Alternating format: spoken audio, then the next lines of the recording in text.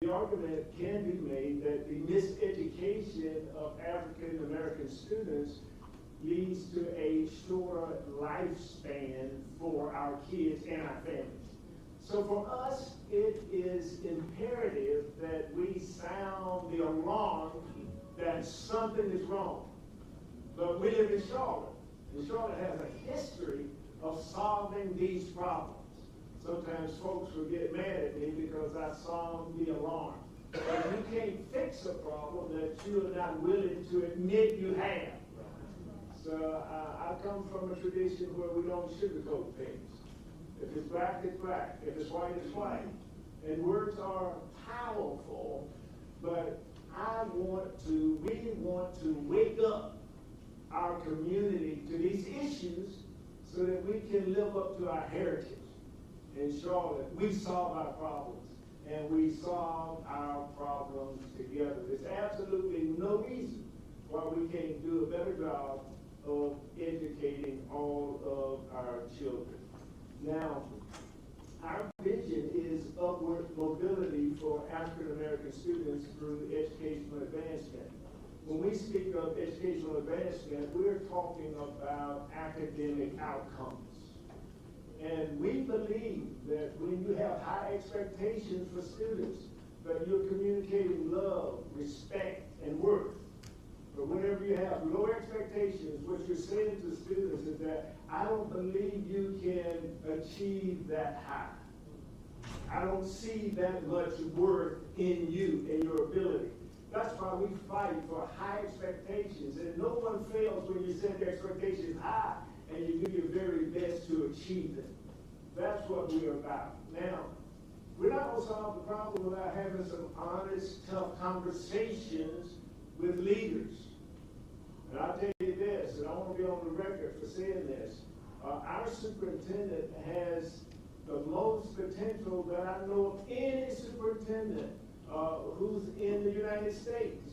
We need to help her. We need to do what we can in the community so that she achieves her potential. Because when CMS wins, we all win. Yeah.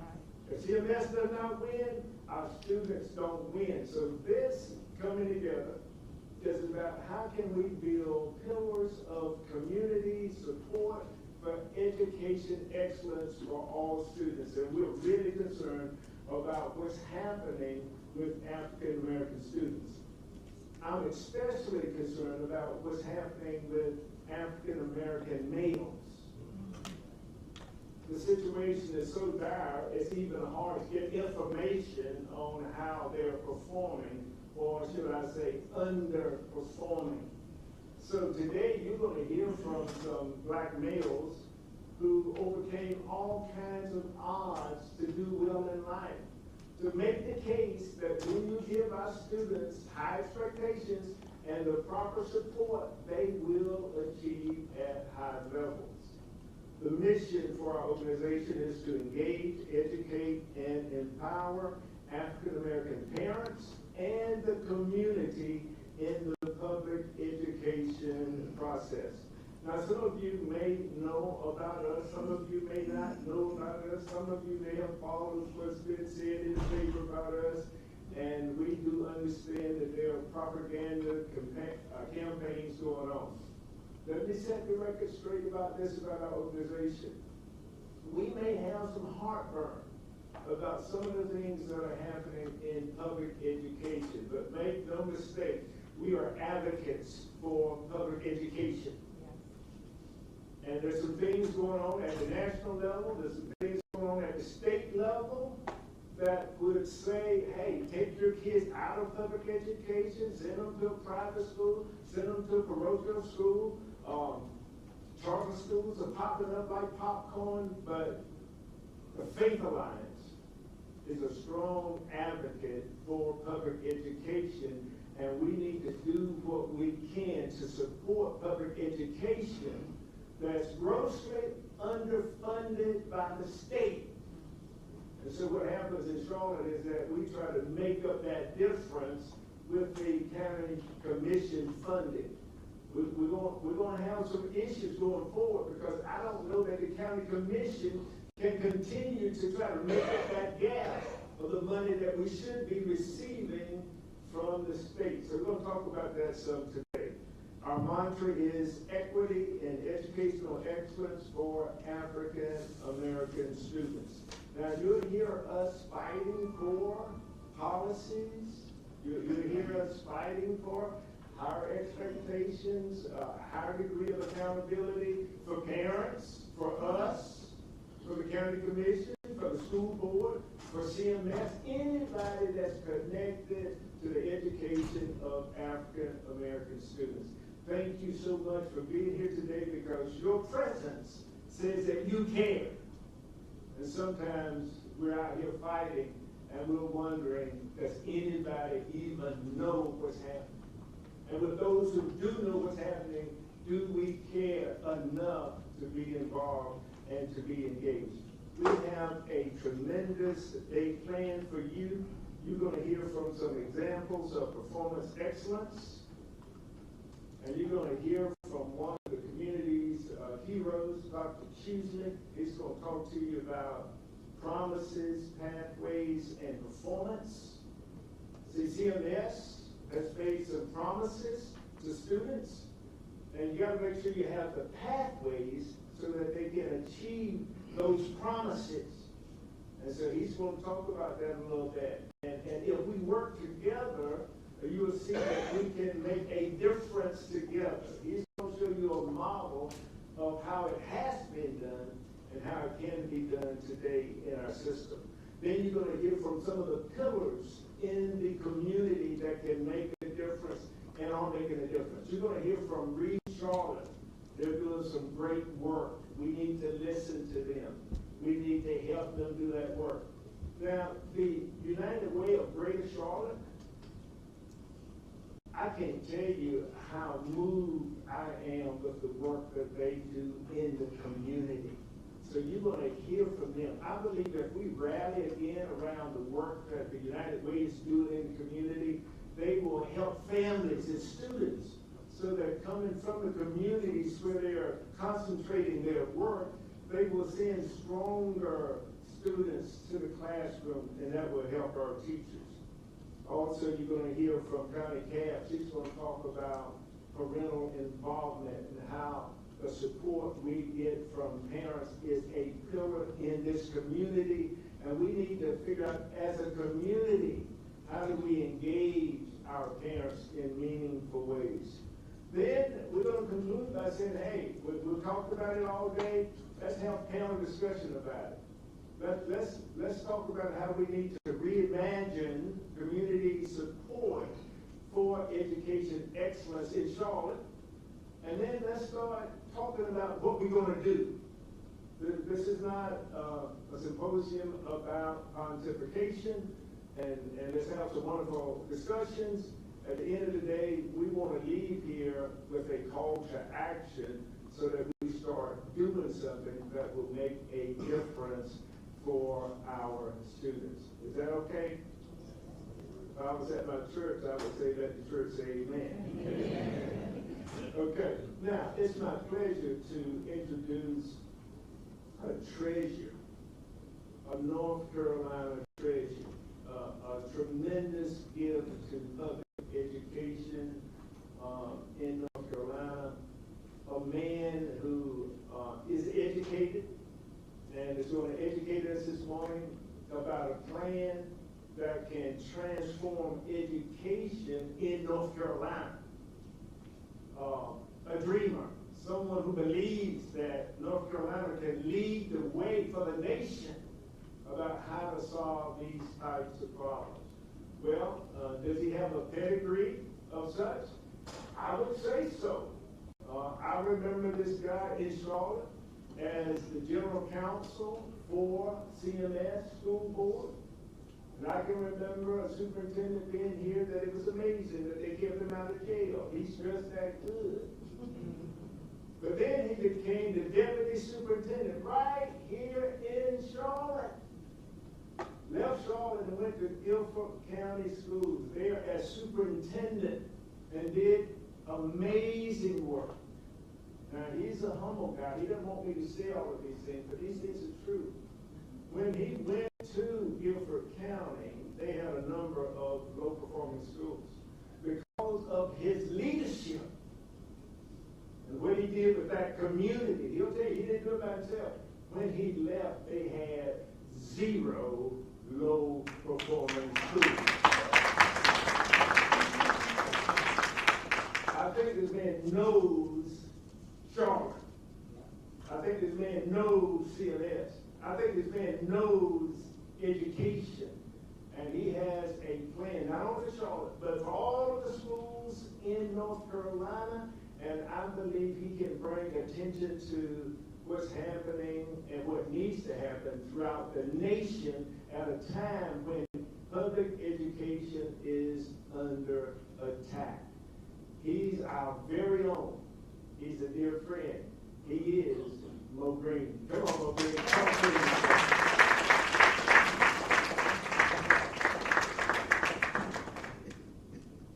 Well, good morning. Good morning. Certainly my honor to be here this morning to spend just a moment or two with you and to share a few things with you. So I'm going to talk about 2 major things. The first one will be that the very soul of public education is on the ballot this November. And it is going to take champions of public education to meet the moment. And then secondly, I'm going to steal a book title from one of the principals that we had in Guilford County Schools to give you maybe one example of what we tried to do there and what we could try to do across this entire state. And that is getting even by succeeding. Getting even by succeeding, and that book was written by Eric Hines. So I would encourage y'all to look that up. So, with regards to the first thing, the very soul of public education being on the ballot, and it is going to take champions of public education to meet this moment. We must understand, Dr. Williams has already sort of previewed, Dr. Woods did as well.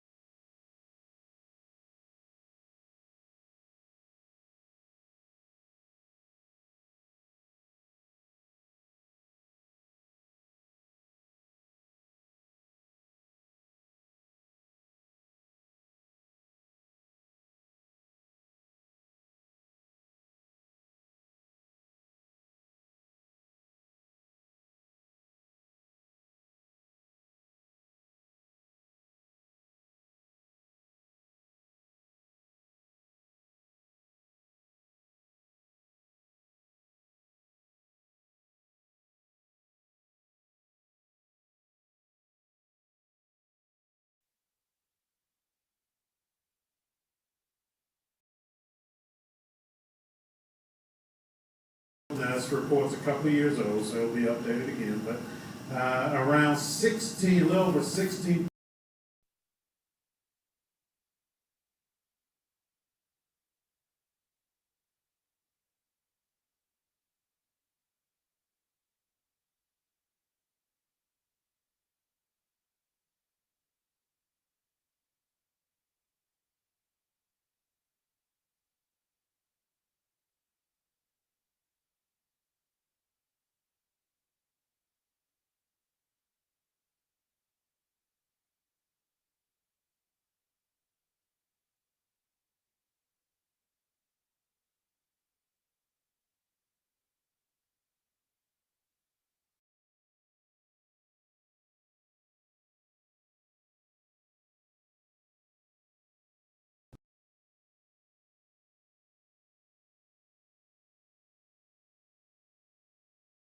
We think about things like the taxpayer-funded private school voucher program.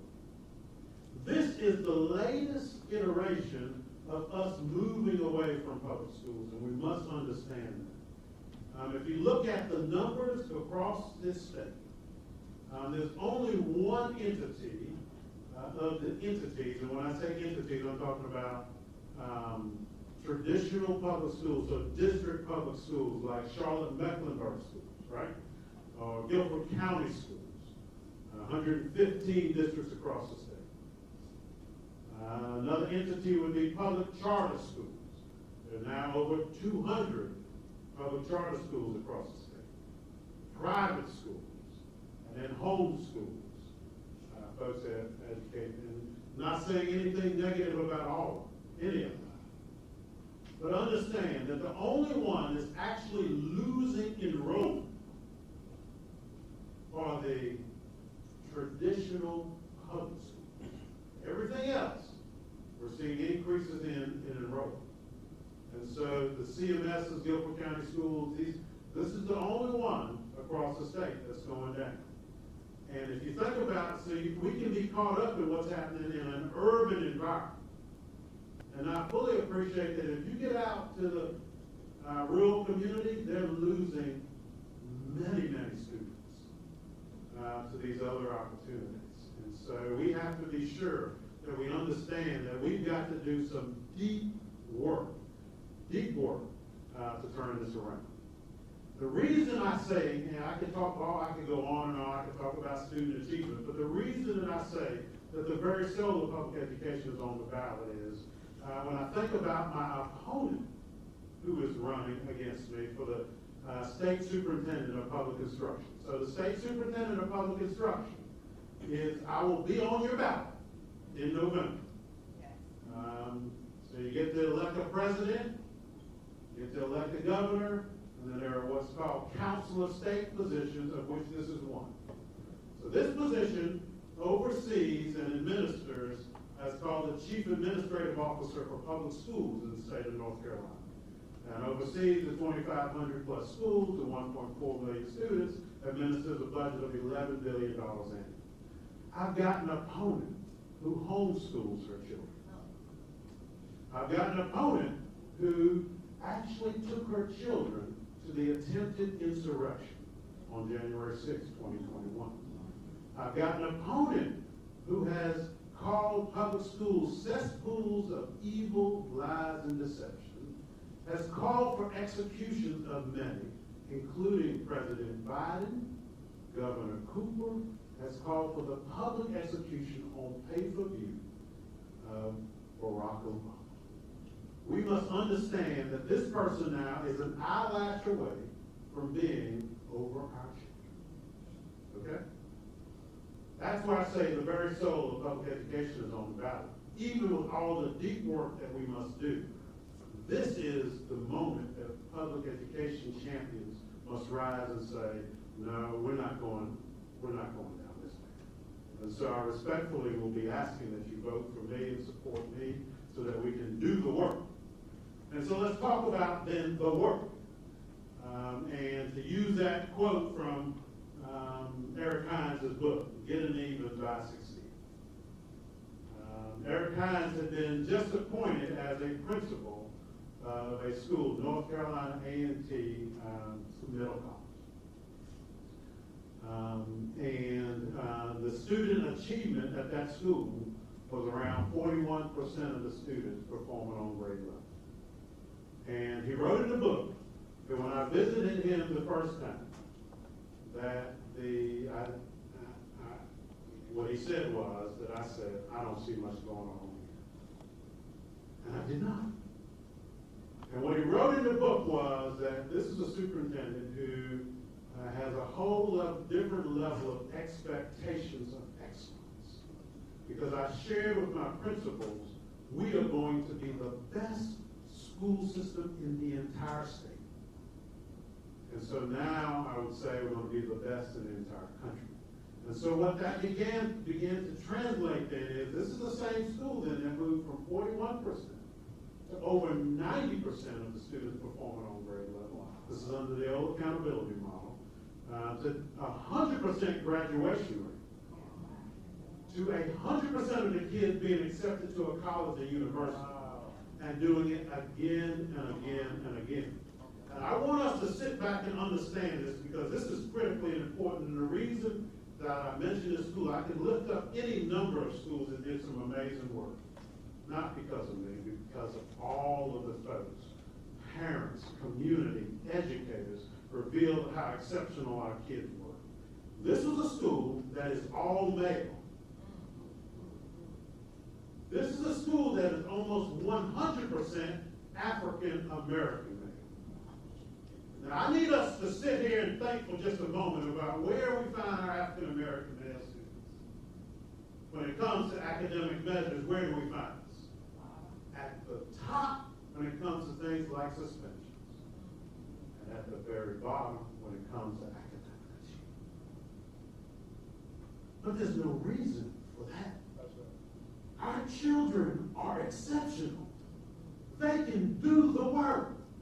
And so then the question ought to be, how do we transform our thinking, number one, and then our actions, number two? And so I would suggest to you that part of it is being sure that we set the bar, as Dennis Williams has already said, exceedingly high.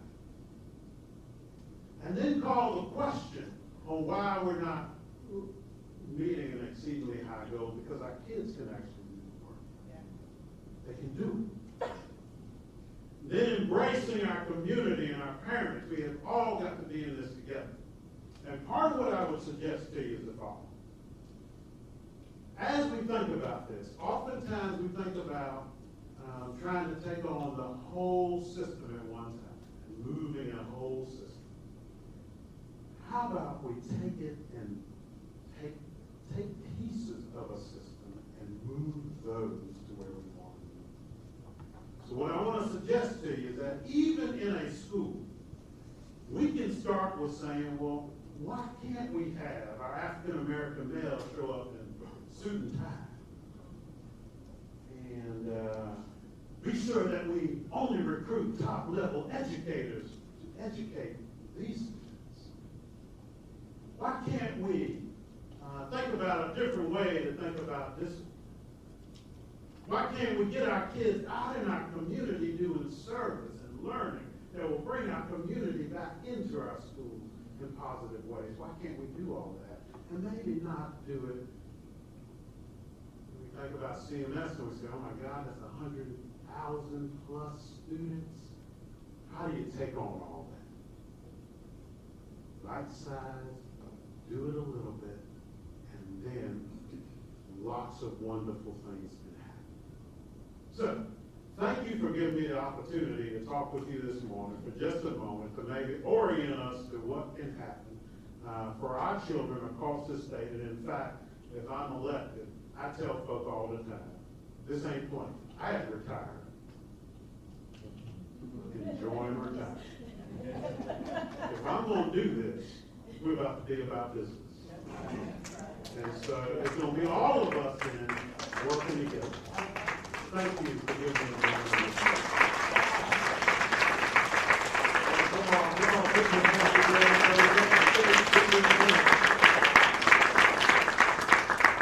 His name is Mo Green.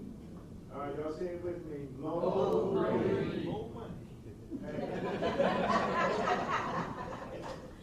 His opponent has no experience, zero, negative experience in education.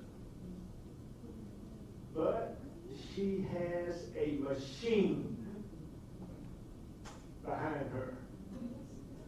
And if we don't get out and work, it will not be a good day for us in education. We need to take this seriously, and we need to rally everybody in our home, in our communities. We need to make sure everybody knows this man's name. And I'm sure he has a website, and there's some information that he put. See, we're a nonprofit. We can't tell you who to vote. All we can do is tell you to vote. And we can't tell you who to vote for, but if you ask me, I can tell you who I'm going to vote for. If you just ask me, I'm going to vote for Mo Green. Thank you for asking me. I'm going to vote for Mo Green. I wish I could vote for him 100 times, but I can't. I can only vote once. But we really need to take this seriously. He will help us in Charlotte, throughout this state, and we need a breakout state to show the other states that it can be done. And this guy has done it at every level. And we need to take full advantage of this opportunity. Now, you're going to hear from some performance excellence people among us. So many folks think that African American students can't achieve at high levels because of all of the problems that they have. And, you know, I tend to be of the mindset that I don't need anybody having pity on me and my kids. There's some among us who would say, let's just give them something to eat and don't stress them out too hard. They'll be okay, poor little child. That's crippling our families. It's wicked. There's nothing holy about that. We need educators who believe that our kids too can achieve at high levels.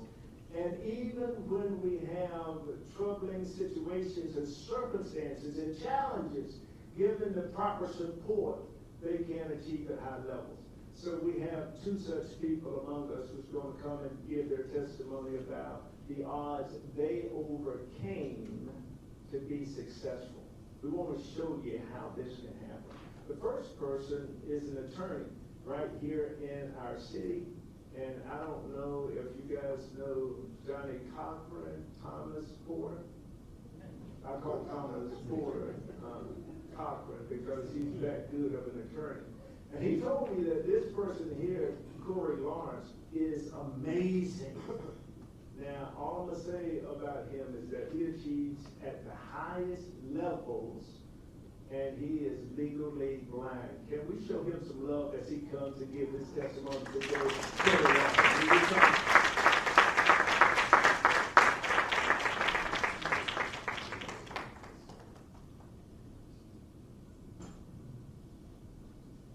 Thank you, I appreciate that.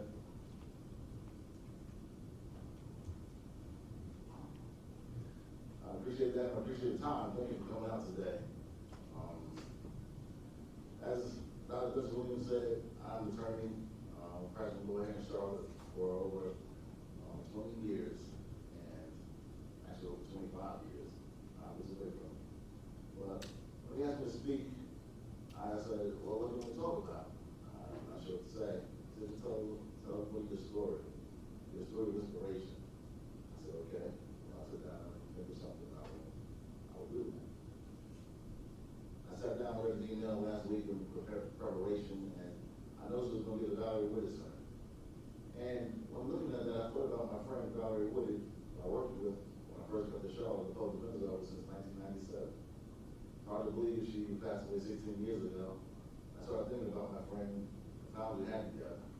Her office was right across from mine, and we spoke just about every day. Talked about everything from family, community, to politics. I was inspired by her, but she was an amazing woman. I would tell her that. She said, I ain't nobody. I'm just regular people. Stop. I said, nah, you doing a lot.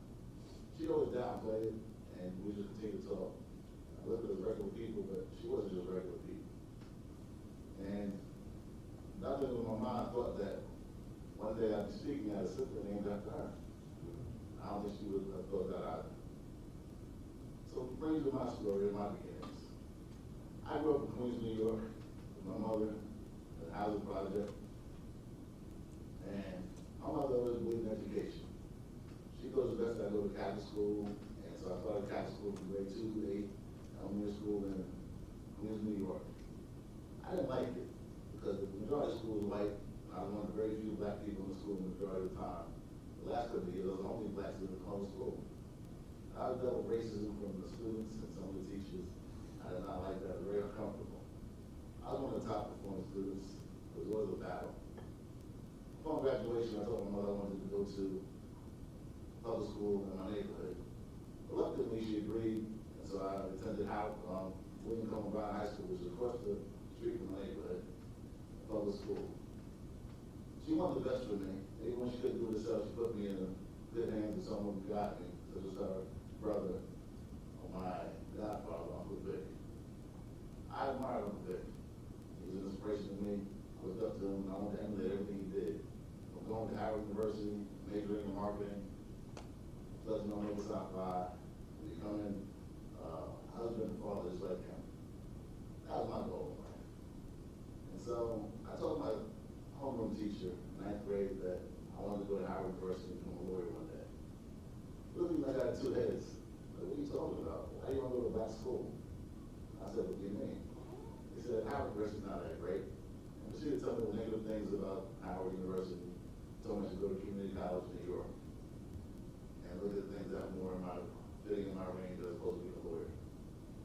I was embarrassed. Then when I went to tell my mother what he said, she would have went down to school and raised hell if I told her that. So I kept it to myself. But I never lost sight of what I wanted to do. A year later, my sophomore year, back in 1983, I lost most of my vision. Actually, I lost most of my eyesight suddenly. Not sure why it would happen. My mother being very concerned, took me to the eye doctor all over New York. Over the next 2 years or so, more than 50 specialists in ophthalmology. They couldn't understand what happened, what caused my eyesight to diminish or deteriorate so fast, and why. All they tell me was some type of optic nerve damage that cannot be corrected through surgeries, operations, contacts, glasses, and other means.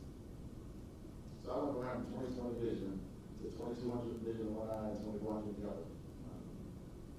Which means that I cannot see more than 5 feet away from me.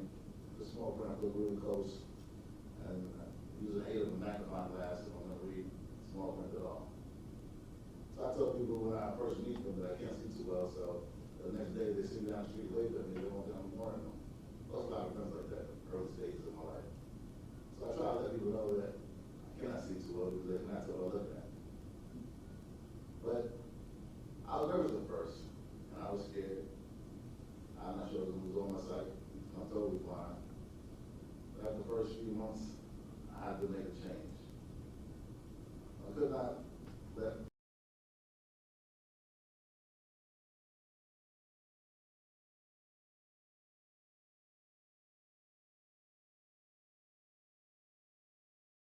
an excited man without one. Be very asking for myself and to others. I said I'm still going to pursue my goals of going to Howard University, accomplishing my dreams. I was in honors classes all through school. I was taking honors classes. With the help of the Lighthouse for the Blind, the Commission of Blind and Visually Handicapped in New York, they helped me with mobility training, assistance with learning how to adapt to my visual impairment. They gave me tools such as special magnifying glasses that taught me how to adapt and how to get around. Over time, I accomplished certain goals and received a full scholarship to Howard University. I graduated in 1990 with a Bachelor in Business Administration and Marketing. I went to Emory Law School, where I graduated in 1995 with a law degree. My third year in law school, I interned here in Charlotte, North Carolina at the Public Defender's Office. At that time, I met a lot of people and had a great internship experience.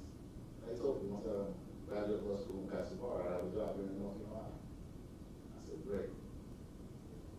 In 1995, I graduated. In 1996, I got married to my first wife. In 1997, I found out she was pregnant with my daughter. The same month, I was hired out of the Public Defender's Office.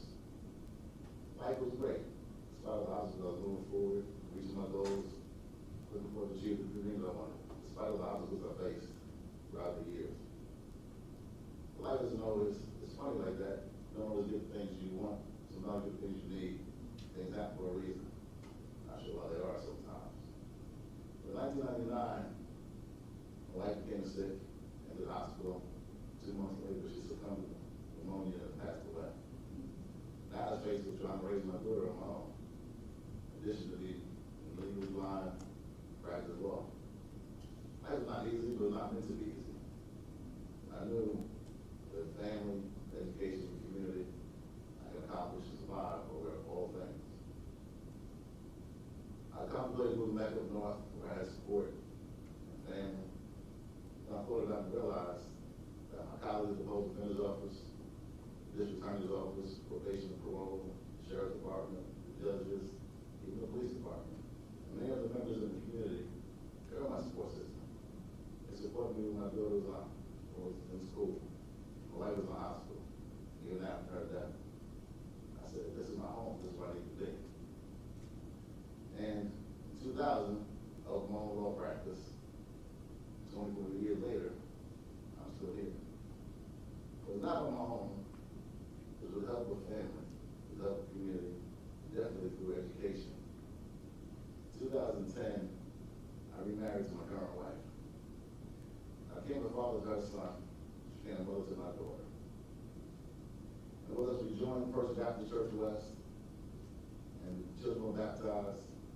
we became part of the larger community. Through that, I found on my journey, I touched a lot of people's lives. A lot of people touched my life. Like my godfather was an inspiration to me. I inspired my daughter, who went on to Howard University, graduated, just had a job out in the Midwest, being in university, encouraging others to start an internship, becoming program director to bring young students from HBCUs out to utilize for an internship program to explore their options. She understands the value of education. She was part of the CMS system. Matriculated through the system. She learned from hard work and dedication. She can accomplish whatever she wanted.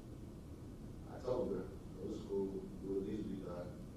With faith, family, education, right, don't take it for whatever you want. She became my inspiration. And I look around and see the lives I've touched and the lives that have touched me. With my mother, my wife, my daughter, my son, my in-laws. I've accomplished a lot. Despite the obstacles that have touched my life, I've overcome some of those obstacles. So it's a journey. It's not easy, but it can be done. I cannot let my original parents stop me. There's so many people out there that can't touch enough of them, make a difference. It's like Valerie Woodard told me, she's regular people, she ain't nobody, he said, come on, regular people. Last week I was in court. I ran to one of my clients. It was actually one of my first clients when I started my practice in 2000. And I represented him over the first several years, they come in and out of my office. I tried to convince him to stop coming back, tried to mentor him and tell him so much more to offer out there. He has so much to offer. But the struggle was tough. And talking to him, he said, last week, he said that he's doing much better. He hasn't been in trouble in over 10 years. He's married for 15 years, has 3 wonderful children that he's raising. And his own business is prospering. And I told him, touch my heart. You make me sure realize that's why I do it. I'm glad I was able to be an inspiration to you, and you help. He said, yeah, you've always been there for me. I appreciate that. And I told him about the program, I told him about church. He told me, well, I want to do without God.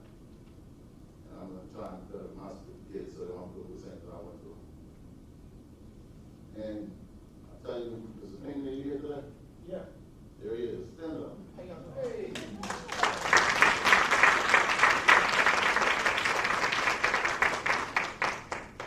Regular people, just like Valerie Woodard, like myself. Each one of us here has potential to touch someone's life, was intentional or unintentional. We all have a job to do, but it's in each one of our hands. But family, faith, community, and most important, education. We can accomplish whatever we want. We can feel alone and inspire others. Thank you so much.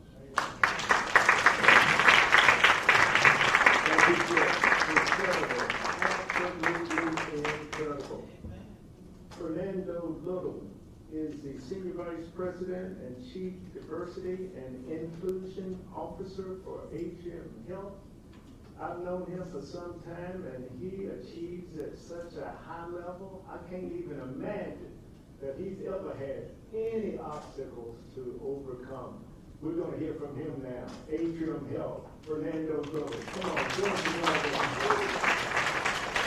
One of our sponsors. Come on, he's one of our sponsors.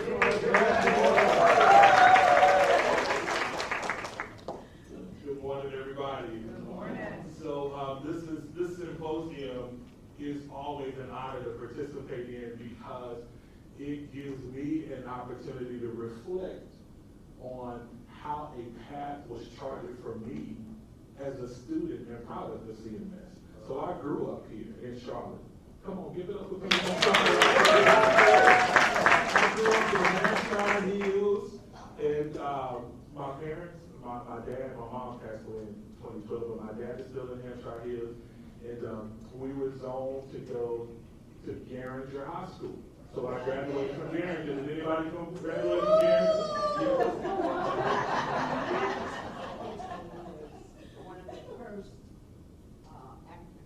One of the first African-Americans to go to Garinger. One of the first African-Americans. You're a trailblazer for people like me. That's right. Thank you very much. So I graduated graduated from Garinger around 31 years ago. Can you believe that? Don't tell me if I look that old. Or not. 31 years ago. 31 years ago, in the mid-90s or early 90s, where gun violence in Charlotte was at its highest, right? And people thought that I was waking up every morning and going into a war zone at Garinger. But I will tell you that that was not the case, because there were administrators and teachers that poured in to us and helped us to realize not to succumb to what was being sensationalized in the media, right? And so even if that was happening around us, which it was, and we knew, actually one of my best friends from Hampshire Hills, I lost him in the 11th grade to gun violence, right? But it wasn't anything that was happening at Garinger, it was happening outside, and he was in the wrong place at the wrong time.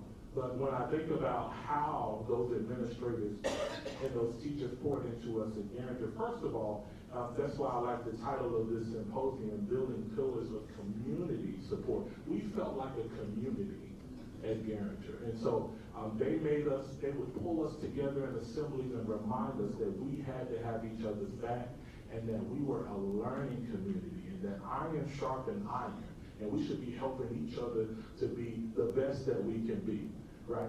So even within the community, right, that the administrators are pouring into, there were groups, right? There was groups. And so like, I had my little group of friends, right? And the teachers and administrators loved my little group, because we were, we were the smart little black boys in the school, right? They liked the fact that we were friends, They liked the fact that we were, taking the highest level classes, and they knew that we would not only be accountability partners to each other, and it was four of those guys, myself, Yurundi, Saran, and Andre. Those are my guys, right? And so they would always just make sure that we stuck together. And I used to wonder, why did they always, so if they saw one of us without the other, where's Yurundi? Where's Saran? They wanted us to stick together, right? And I'm now figuring out why they wanted us to do that, because there were also other groups within the community at Garinger, right? Some popular people that didn't always make the right decision, right? But we always viewed each other as family, right? Nobody was judgmental, nobody was whatever. And so there was a guy, named D, that used to pass me in the hallway all the time, and we knew what D was about. On Friday, we knew that we probably shouldn't be wherever D was, right? But it's okay. D was coming to school and trying to do whatever he could do. Well, I remember in the 11th grade, we were all getting ready for the start of the year, and my friend group, Yurundi, Andre, Saran, we all had to take pre-calculus.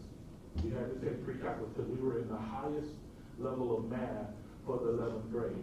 And we were going into this teacher's class, and we were like, okay, we got this. We can handle pre-calculus. And the teacher was smart. She was brilliant, right? But she was the first person that spoke English that I felt like I needed a translator for, because when she was teaching, it was just like, oh my gosh, what is she saying? And I couldn't really, but I wasn't going to admit it because my friends were smart, right?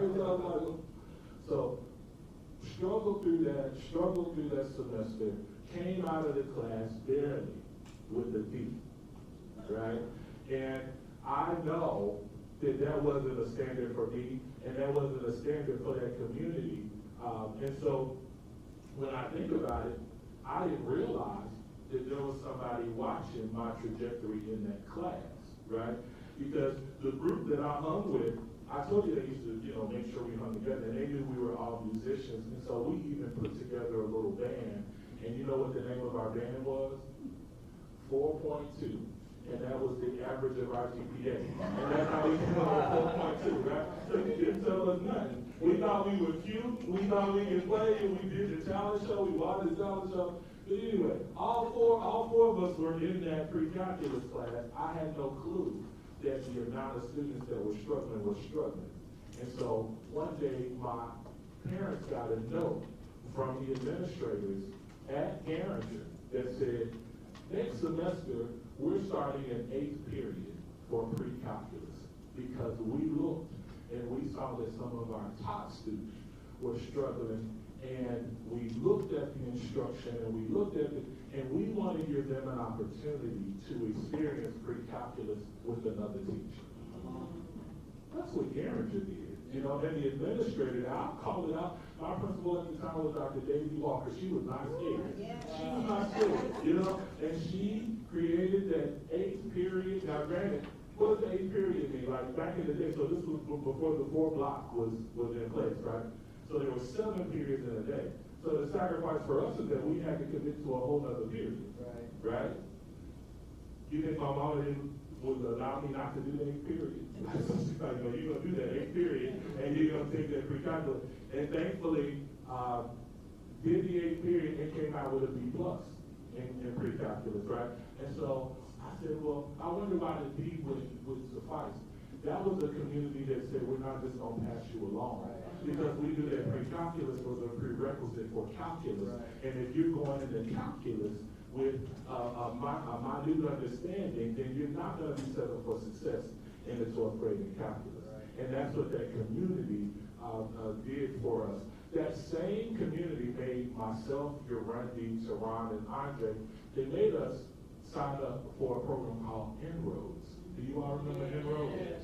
And so Inroads was a workforce development program for talented minority high school students that were interested in STEM careers or business. But before you could get into their primary program, which I didn't know what it was at the time, you had to go to this pre-college series, which was Saturday school. And I was like, they are killing us. Why are they gonna make us go to school on Saturday? And on Saturday, we were learning things, soft skills things, like how to interview, how to write a resume, how to do this. But again, I didn't know how all of that was gonna add up. But I had a praying mother that made me get up every Saturday and go to pre-college, right, in Enroll. Long story short, we graduated the pre-college program, and there were people in the audience like this. It almost feels like this, like, you know, I'm remembering that graduation. But in the back of the room, there were 50 corporate sponsors that said, because you went through this program, we're ready to welcome you as a summer intern in our corporate program. And so that is how I got started in my corporate career. Bank of America was one of those sponsors, and there was someone right there at the end of that pre-college graduation that said, hey, we want you to come and work for Bank of America. So I had an internship with a starting salary almost just as much as what my mom was making, and I hadn't even stepped foot on the college campus. And so we got to support workforce development programs like that. We partner with Inroads. And then the last that I will say is we definitely have to make sure that, you know, when I think about Garinger and when I think about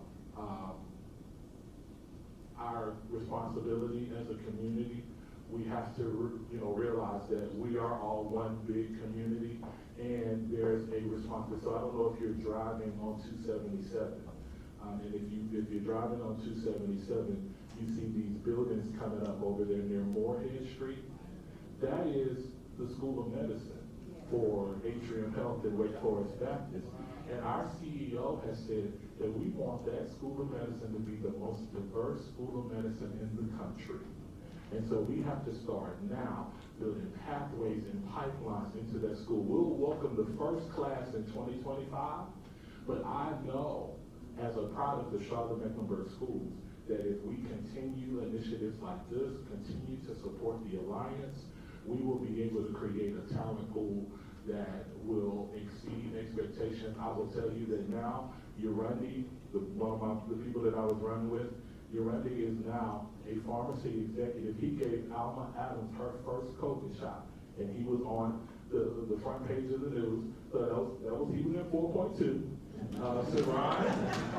Saran is now an IT executive for a Fortune 500 company. Andre is now CEO for a small business. And we came out of Garinger in that community. So this work I'm honored to be here, and I'm honored to represent a company that believes in the Alliance and the great things that will come from it. So thank you for your time this morning.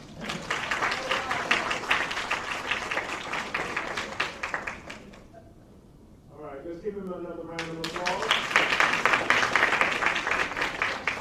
Coming now is an individual who needs no introduction.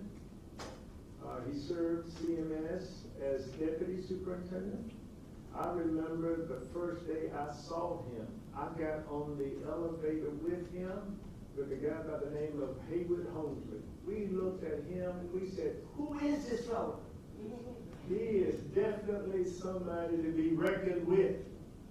Little did we know at that time that he was going to become the deputy superintendent and then become the superintendent of schools for Charlotte-Mecklenburg schools, and has a track record of academic excellence unlike any other. So please help me welcome to the stage now Dr. James Busey.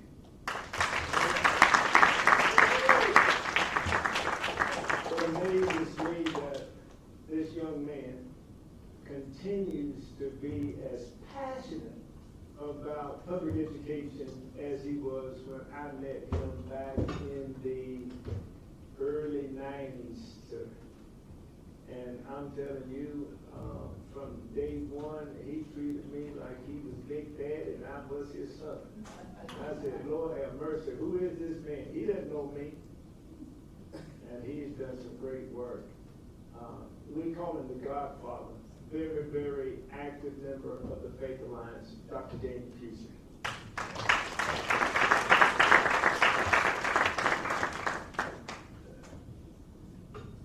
I'm still Big Daddy.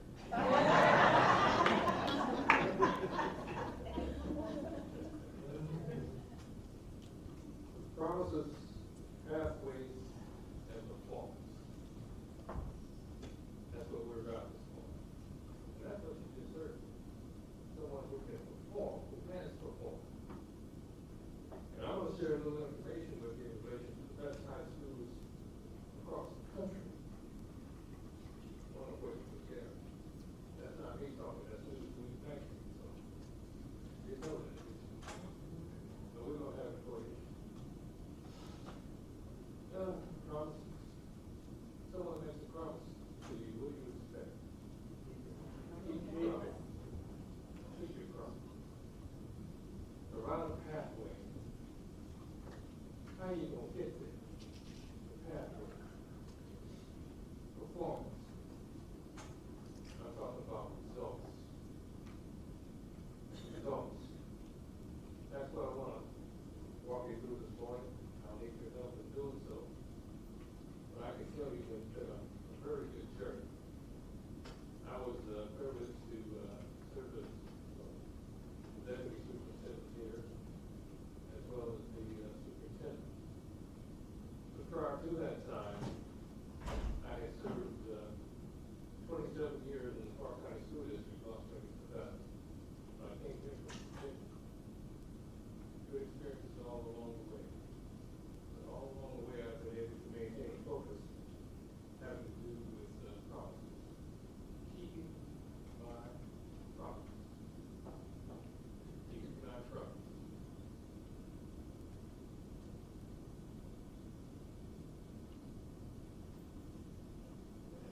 Promise without a pathway is a cruel joke.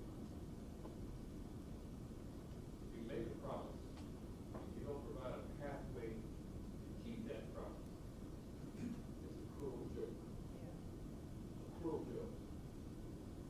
A strategic action plan without results oriented leadership. That's only great. And I say that based on my experiences with large organizations. Every organization I suspect has some kind of strategic plan in place. But most of those strategic plans are sitting on a shelf someplace gathering dust. What we're talking about is execution, making it happen. There's a lot of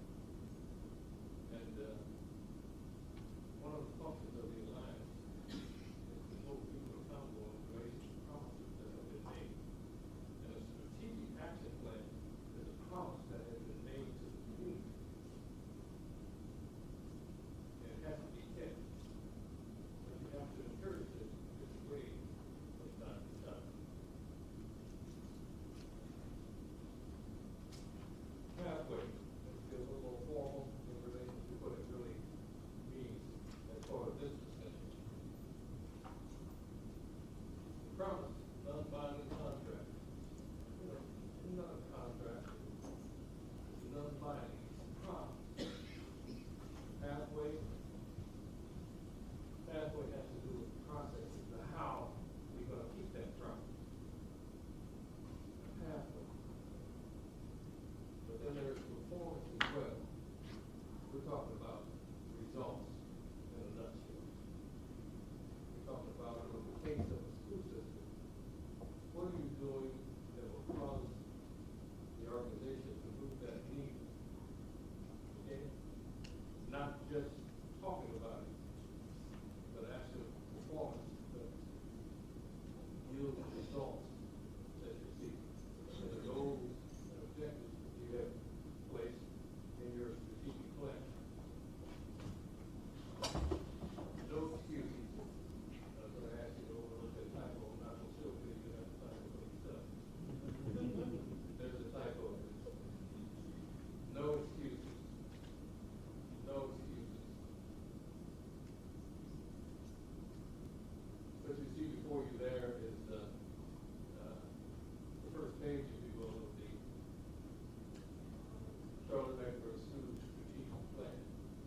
And it lays out how the promise is going to be kept. It lays it out quite well, if you will. Very well designed strategic plan.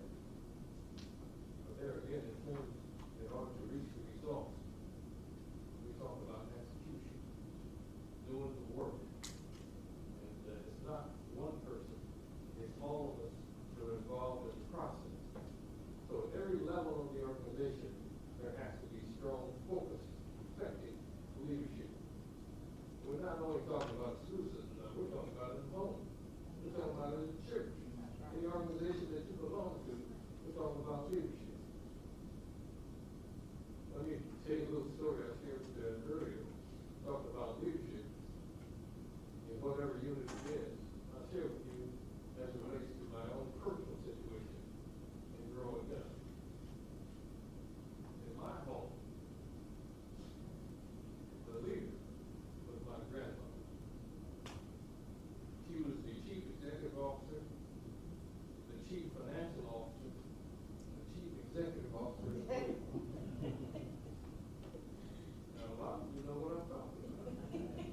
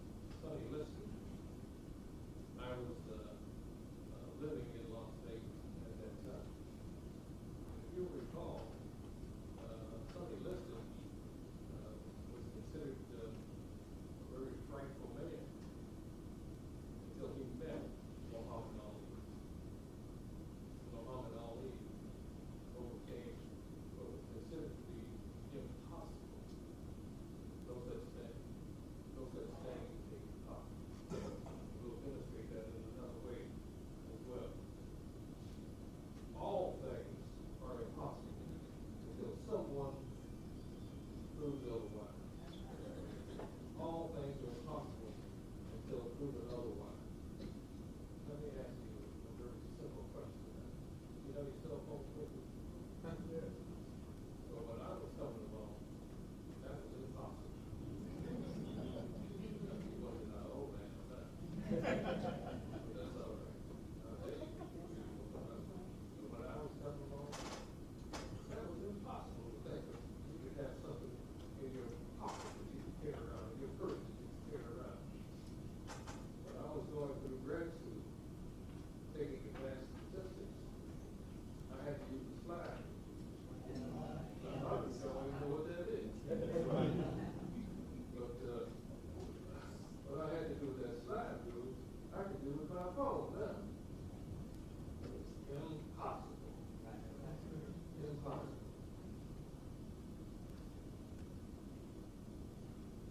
I want to share some information with you having to do with academic performance,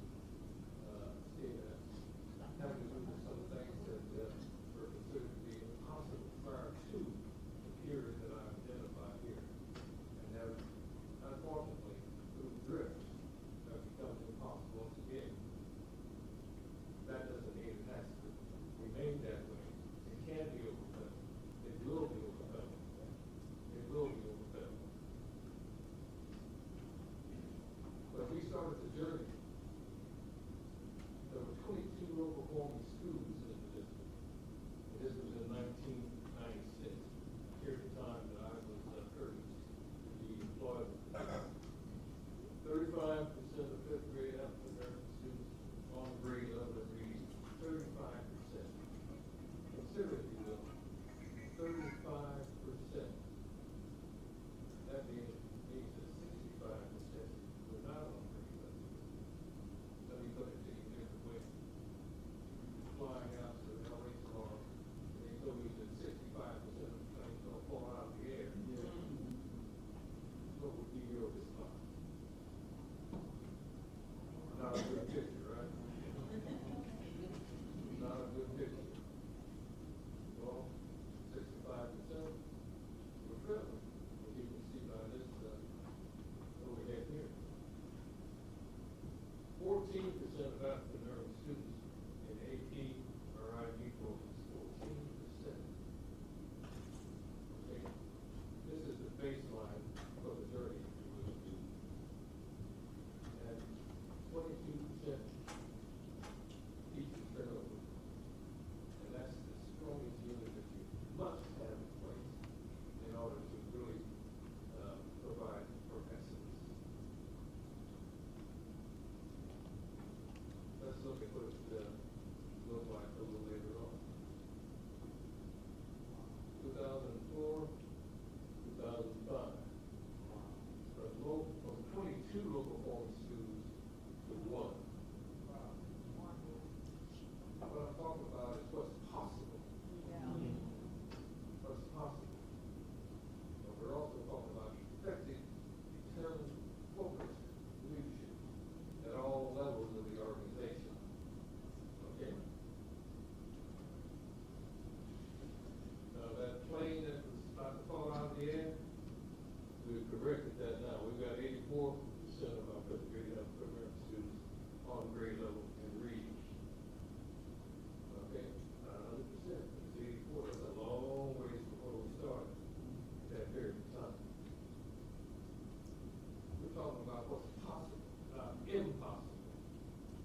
Okay?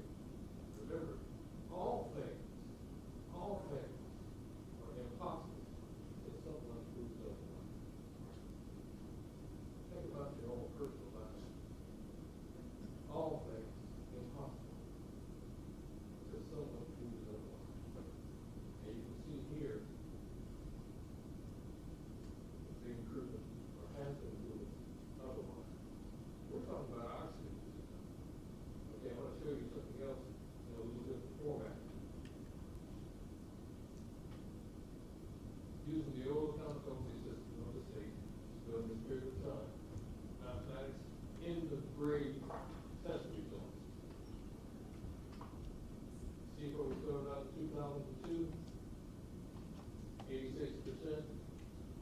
2005, 86%.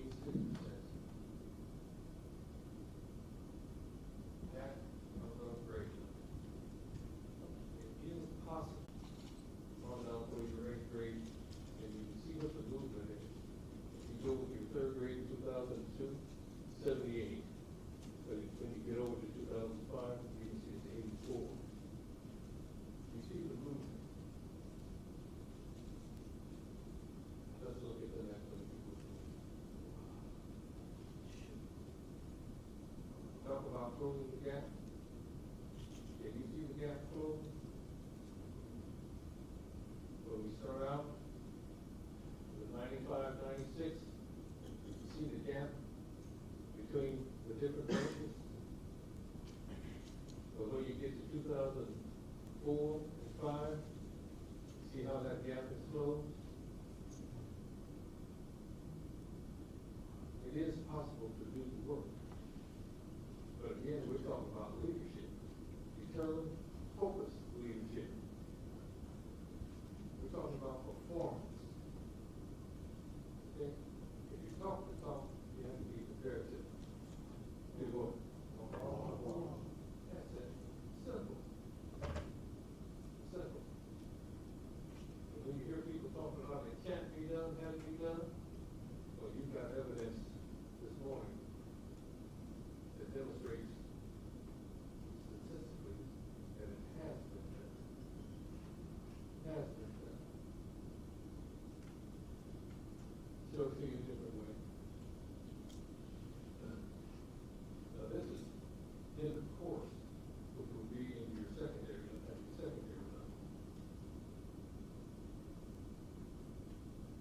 You see the movement for CNS, you see the movement for the free and reduced price lunch, and then paid lunch. Now the differences haven't been closed there, but you can see it's moving in the right direction for all groups.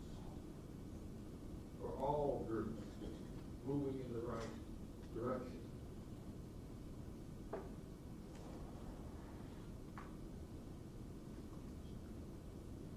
This is the SAT performance slide. Again, you can see CMS, North Carolina, and the nation. Still a difference, but moving in the right direction. And I mentioned moving in the right direction. Excuse me, because you can see that no group has to be sacrificed in the movement. A lot of times what you run up against, what I run up against was, I don't want my kids to go to school with those kids. Amen. Now you know who those kids are. Amen. But all kids can show progress. Yes. All kids can show progress. Yes. All right? Yes. Hard evidence of that being the fact. Hard evidence.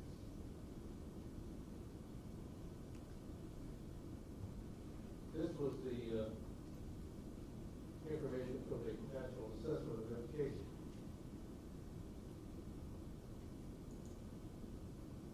CNS, during the time that I was privileged to serve as a deputy and later as superintendent, we were a leader in the nation as it relates to performance.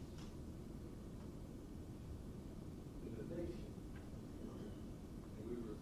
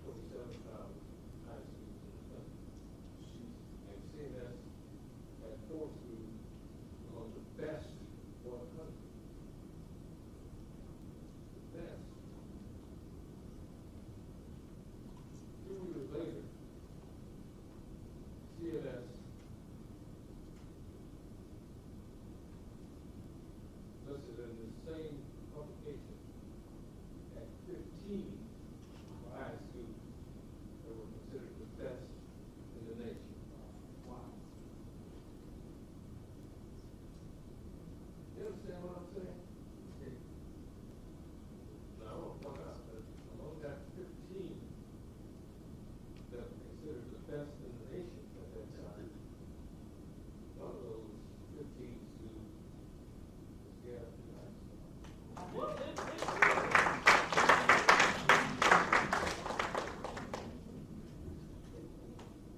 I feel it compelling to share with you also some of the names because there's some significance to what I just shared with you.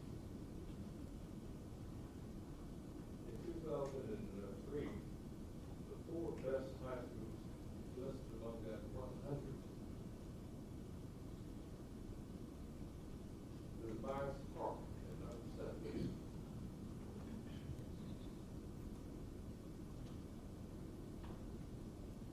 There was Providence at number 48. There was Harding University at 65. And number 89, there was East Mexico. You know anything about those schools at that point in time or anything? Yes. Okay. But in mind, 2 years later, the 15 Charlotte Mac schools. 15. Let me give you an idea of what was going on.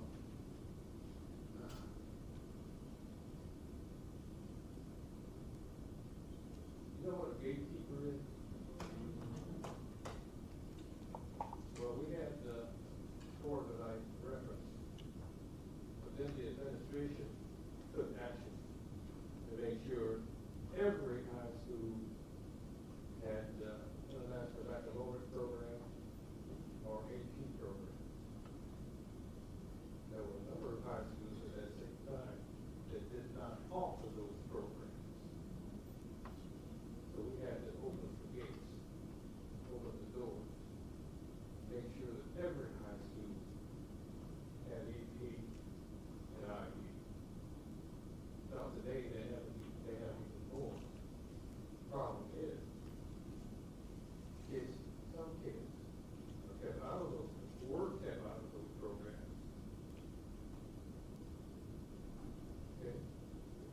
Because there were gatekeepers in place. You don't know what a gatekeeper is, I can tell you.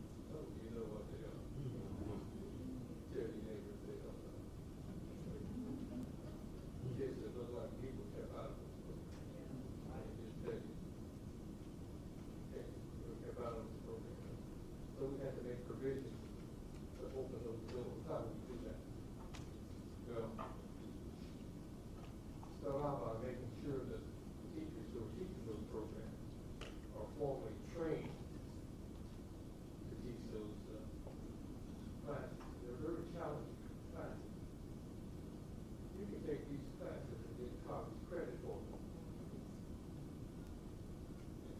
It takes a lot of money. You're a parent. It takes a lot of money. Anyway, make sure you teach them training for them. And make sure that all the high schools offer them. And then you have to make sure that the kids are educated. How do you do that? Well, you identify them in middle school by way of the SAT, which is a form of assessment. Okay. And on the basis of that, when they move into 9th grade, you place them in those programs. I said you place them in those programs. Whether they want to be there or not. You see, our kids can perform, but they don't think they can because they've been told that they couldn't. But there was an option there. They could opt out of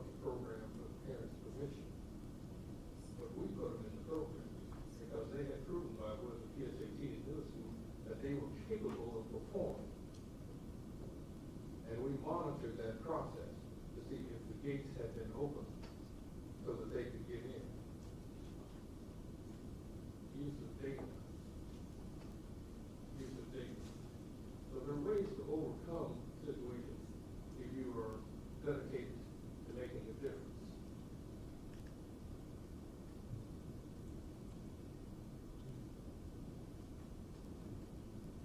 Where you were born, where you live, you only have one parent, all those things, you've been told that you can't achieve because of it. Demography is not destiny. If demography really meant anything, I wouldn't be standing here before you now. Okay? Because I too was told that I couldn't achieve. But I was privileged to have not only a long career, but an outstanding career.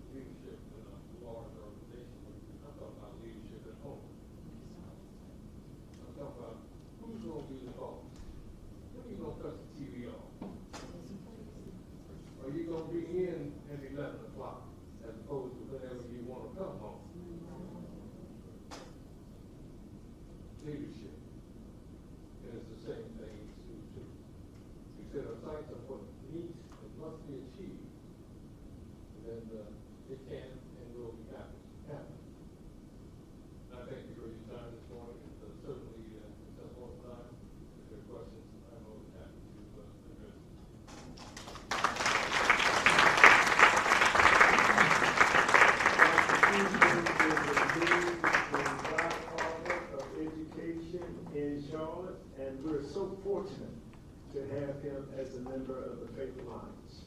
Now, he epitomizes what it means to speak with a soft voice, but carry a big stick. I've worked for this man, and you can't even imagine how big of a stick he carries.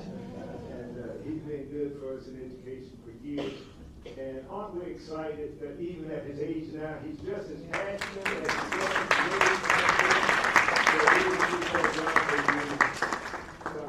We're right on schedule. We're going to take a little break and we're going to come back. We've been talking about what we need to be all about. When we come back, we're going to start talking about how to make it happen. How to make it happen. I was a regional superintendent when Dr. Hughley implemented this execution plan about getting these kids into advanced level courses. And I can remember when there was an alarm that went out throughout the system with all of the regionals. And we heard that there was a call meeting for all regionals. And we were like, what in the world is going on now? And Dr. Hughley was calling the meeting, so we knew it was serious. So you were always early to his meeting, never late. You got to be there early. And the teachers had already, and the counselors had already placed kids in the advanced level courses, but not consistent with the scores from the PSAT scores that he was telling me about. So what that meant was we're going to have another year of a low number of kids in advanced level courses and fewer kids who look like us in those courses. Well, when he inspected what he was expecting and saw that we were not moving because teachers and counselors and folks who were doing that work, the gatekeepers, they were used to superintendents saying it, but not making us do it. That was the difference. That's why nobody changed, because everybody said the right thing, but he made us do it. And so those teachers and counselors had to go back midstream and make corrections. And that's why those numbers changed, because there was focused leadership who said what they meant and meant what they said and held us accountable for it. So, Dr. Hughley, thank you so very much. We're going to take a 10-minute break, and then we're going to come back and talk about how we can do it together.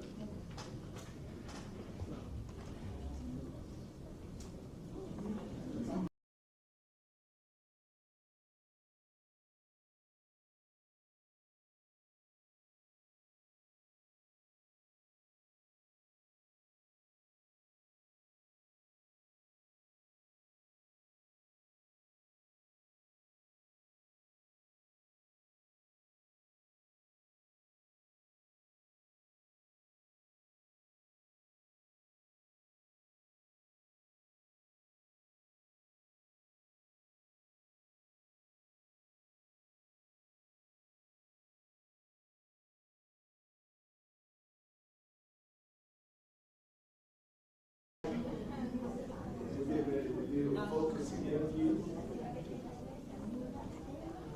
We're going to talk to one of the friends of education. My dear friend from Patriot. You heard him speak with us earlier. How you doing? I thought about you the other day. I think you're doing awesome. What'd you think about that? Just how you bless me so much, and I appreciate it. I need it. Well, if you need it now, I just appreciate you. You better live in. I will. You got my number. I do. You do have my number. Don't find anything. I tell you, like the boys, they don't care. Coco, I'll take her out, but it dawned on me. She kept sending me because she wanted. I said, there's a point in time I didn't think about this. I appreciate it. Well, I promise you, I would love to bless you. Okay. Okay. I appreciate it. Write it up. Send it to me. Yes, ma'am. All right. And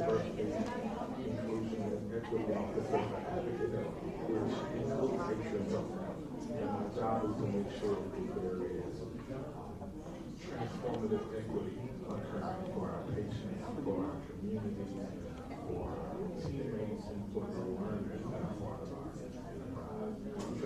Transformative equity is more than just, meeting people where they are, but looking at structure. What's in place? How do we get where we are? And removing some of those structural barriers that promoting equity and equitable outcomes. Well, that sounds very exciting. And we are so pleased that Atrium is sponsoring the Symposium today. That's the firm foundation. Foundation gives us the talent pool that we need in the next generation workforce that we need to provide health, hope, and healing for everybody. And we don't invest in education. We don't support the alliance to make sure that education is a firm foundation and is creating a path for our future health workforce and we're living in. So that's why I answer when you call me. That's why, I'm grateful and thankful for this question.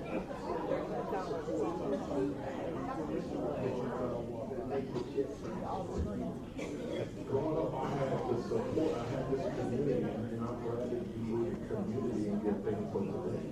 Because I felt like I had a community of support. I had administrators that believed in what I did. I had teachers that encouraged me to rise above the circumstances that I was in, or possibly the high school that I was going to, because Angel didn't have the best reputation back then. And it was, during a period of high gun violence and some other things that were happening, but that community of support, and I had a community raised me above it and told me that, hey, I can do it, and showed me that I can do it.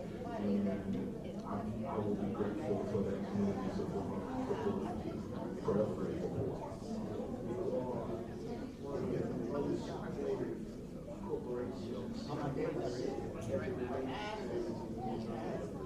What we're talking about, education, like anything, any issue that we're dealing with in the community is at the table, and Atrium is making a difference.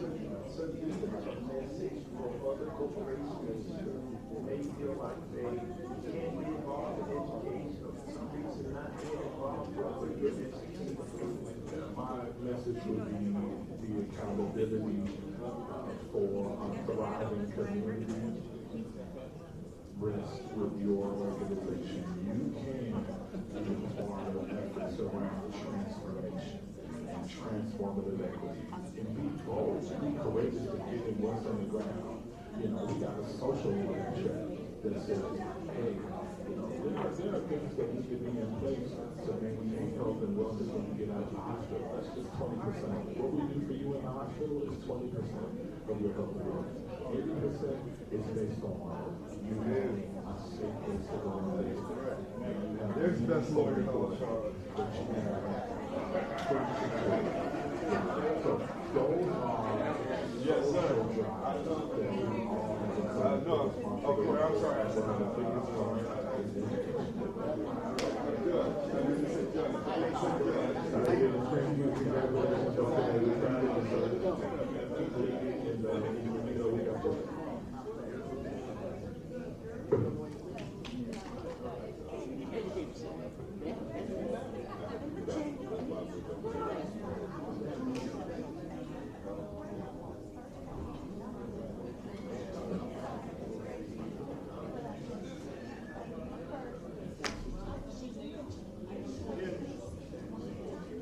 Oh, now?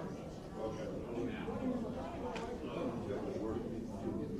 Clean up my voice here.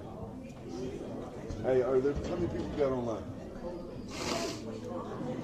Huh? 2? Oh, all right.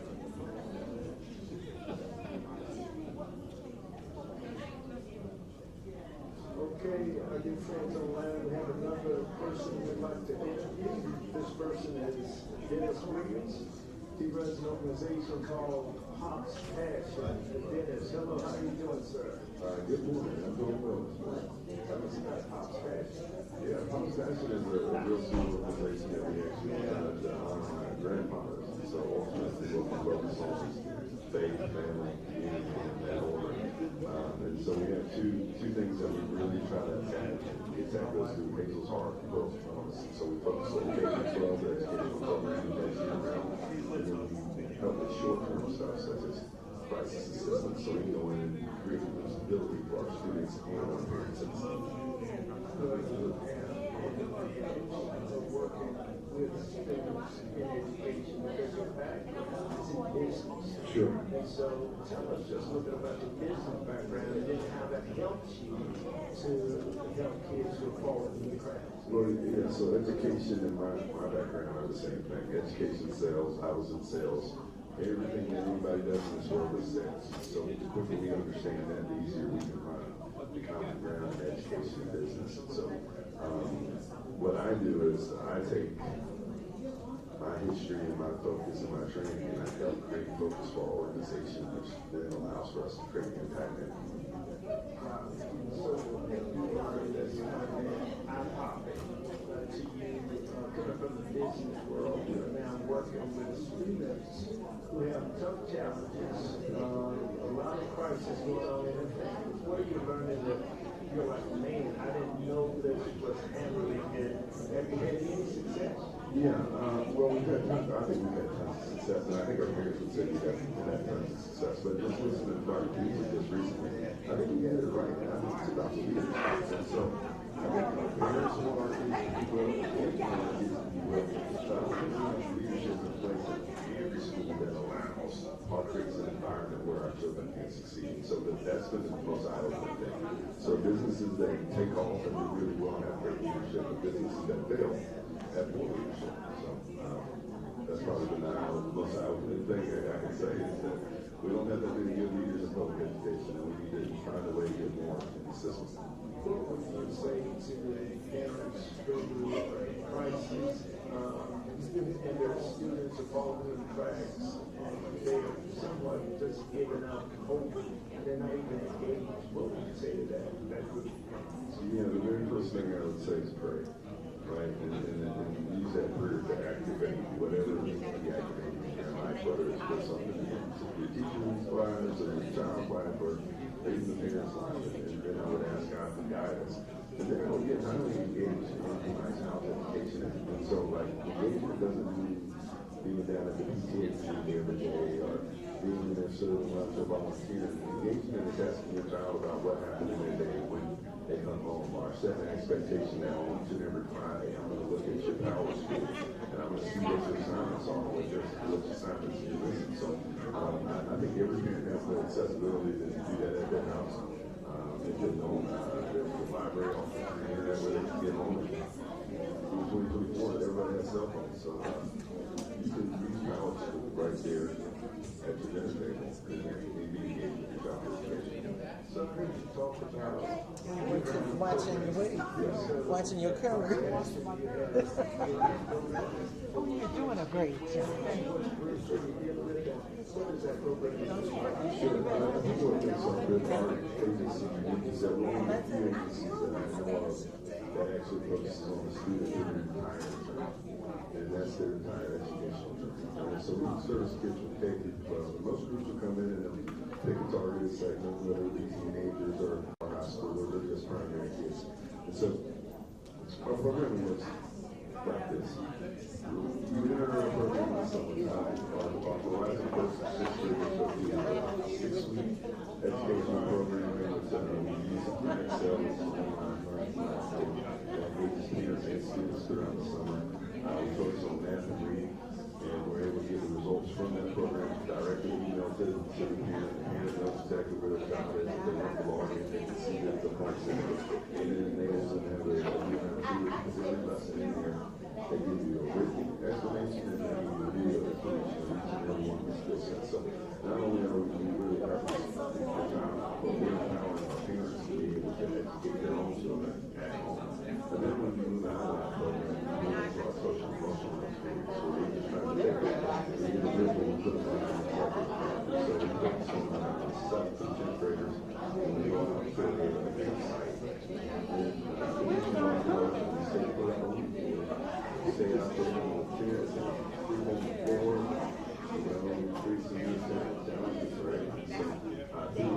There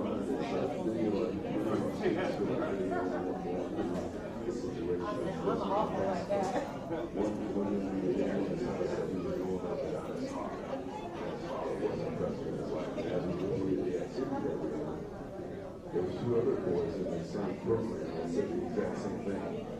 You know what guy who was doing? First report, right? So that's one of the best example of taking put back in the black and let them know that hey, you're doing okay. You're doing something. You got to do it, so you go.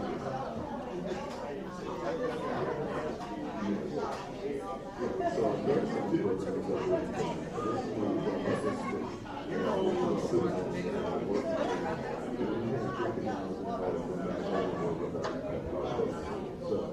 during the school year, we had small group meetings with captains each and every Wednesday night.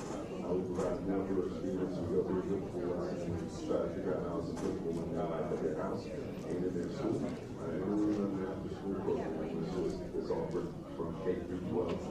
Start the year, 9 through 12 graders in, but we have a few of them in this area and have volunteering facilitate.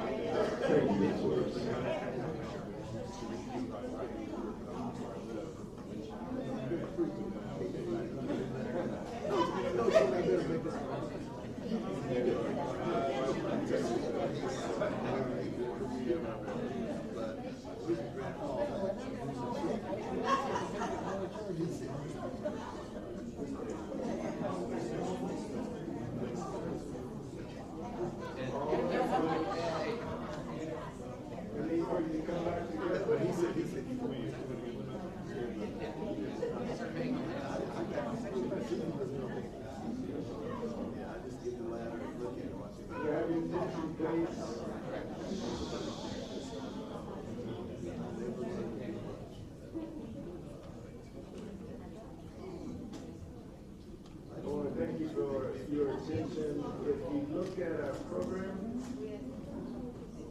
we're now at the part that says Community Empowerment Pathways.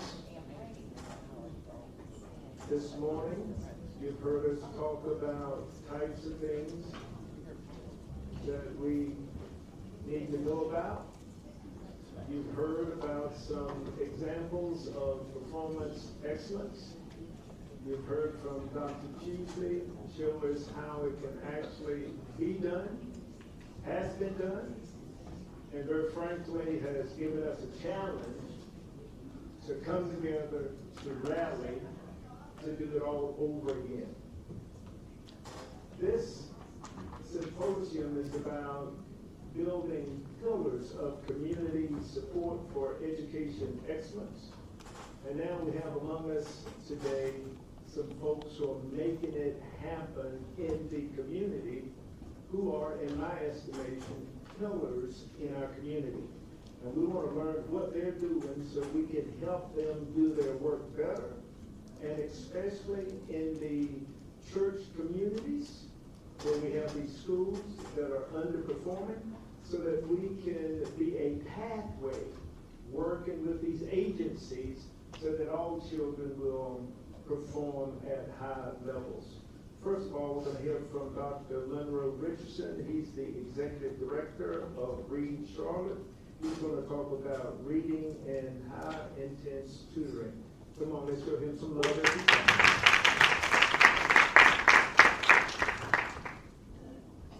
Hey, buckle up because he's going to take you to school. Thank you, Dr. Williams. Still morning. Good morning, everyone. How are you? Good morning. All right. Thank you all. I want to thank the African American Faith Alliance for education for inviting me here this morning. I want to thank you all for being here.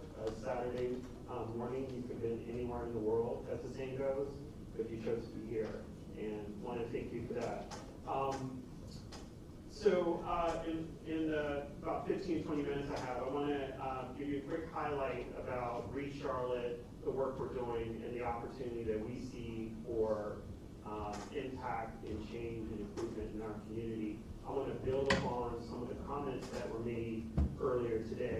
I want to first start by referencing some of the materials you have on the table. First, I want to start with a card that's here. This is from Charlotte-Mecklenburg Schools. This is has information about how the community can get engaged and partner with the district. I talked to the superintendent, Dr. Krista Hill, yesterday. She asked me to bring these cards. So these are here, and I brought this on her behalf. We have an incredible opportunity to partner with an incredible leader in our school district, and so I hope you'll take these cards and look for ways you can get involved. A couple other pieces. So there's a quick summary highlight of information about Reach Charlotte. I'm not going to go into all of this, but if you're curious about who we are, what we do, and what has been accomplished over the last 9 years we've been here, there's more that's here. Also, you're going to hear me talk about one particular effort focused around kindergarten, and particularly helping our kindergartners get on level. And there's some background information on that. I won't spoil it yet, but so that's what you've got in front of you on the table. So Reach Charlotte, we are, the first thing I want you to know is what we are not. We are not a program. We have lots of great programs in Charlotte-Mecklenburg. We are an initiative that helps programs and organizations work together to improve outcomes for our kids. We are an intermediary. Our focus is both the third grade, and we have one focus, and that is getting our children on level for reading at the end of third grade. I'm going to talk a little bit more this morning around specifically what we mean by that. We are a community initiative that is housed at the Foundation for the Carolinas. We were started in 2015 with the original idea that we would sunset in 2025. We've extended that out to 2030. Our job is to help strengthen the capacity of the community. We have a lot of resources. We have a lot of great programs. We have a lot of great people. What we have in front of us, though, is a collective action problem.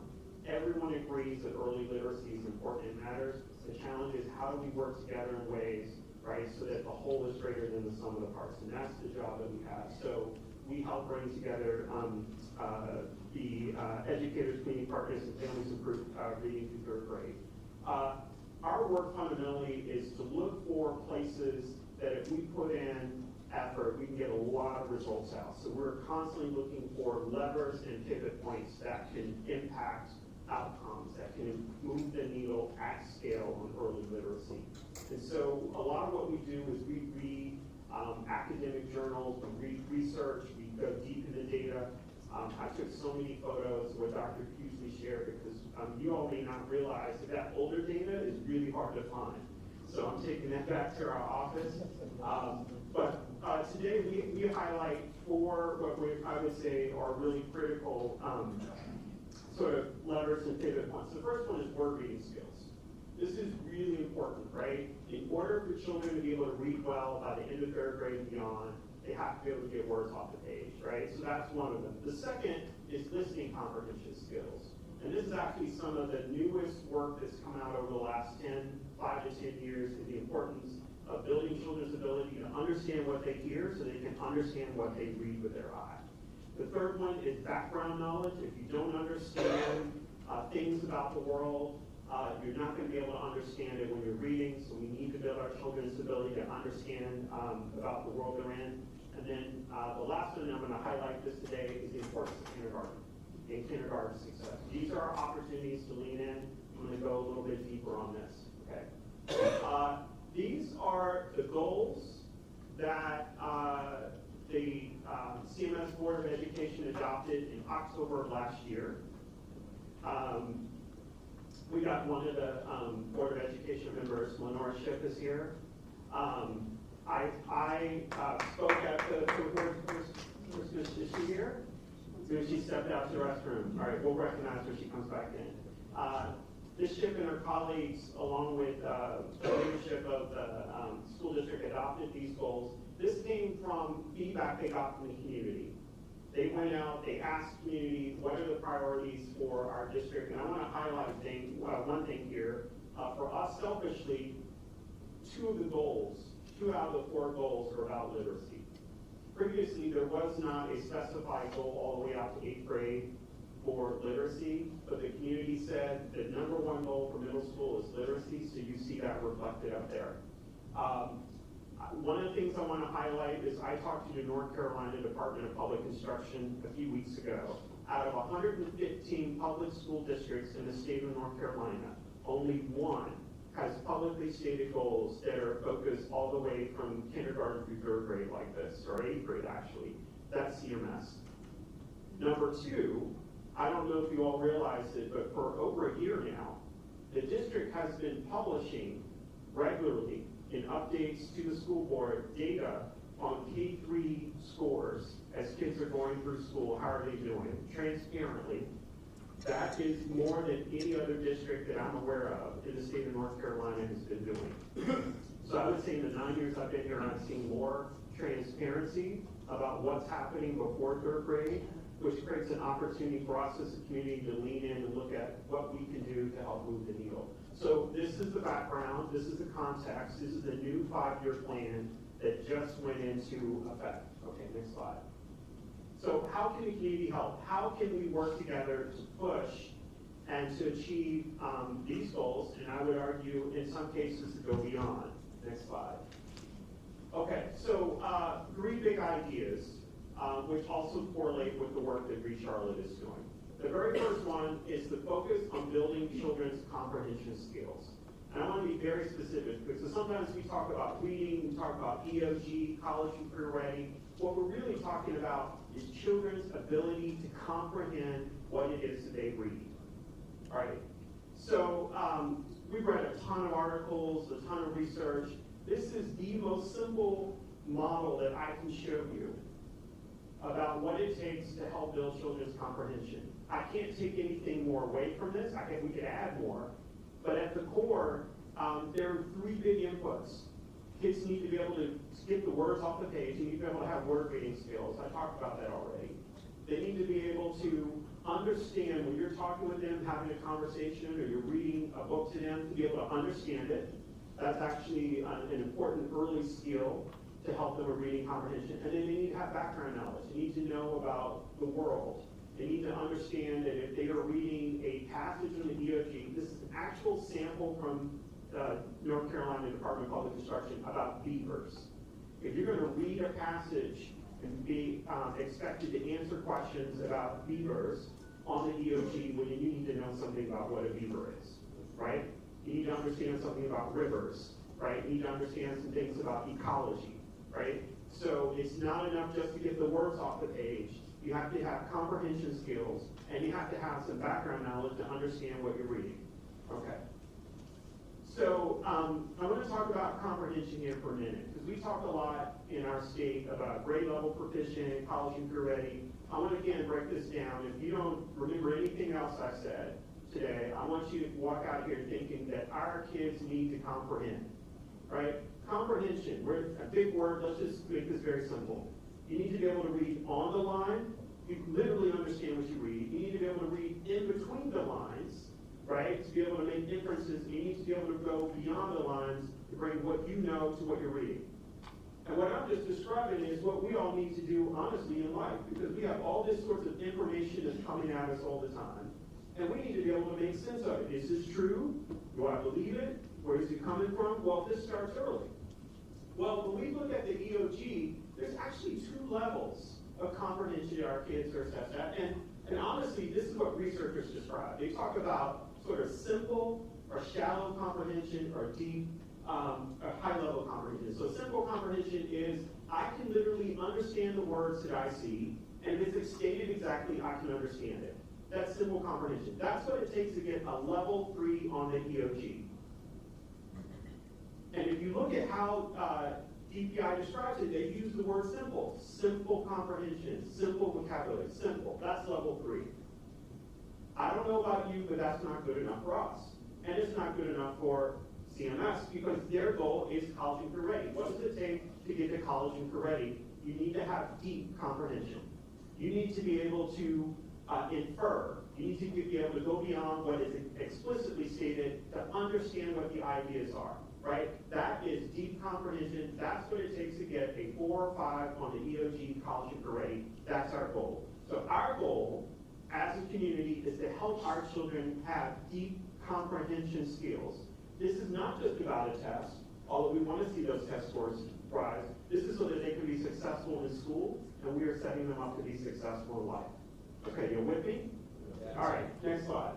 All right, so last year, the state of North Carolina put out data before the EOG scores came out, and they said that 57% of all third graders in the state of North Carolina had sufficient word reading skills, so they call it proficient. They could read words, right? We sometimes call that word column, right? They could get the words off the page.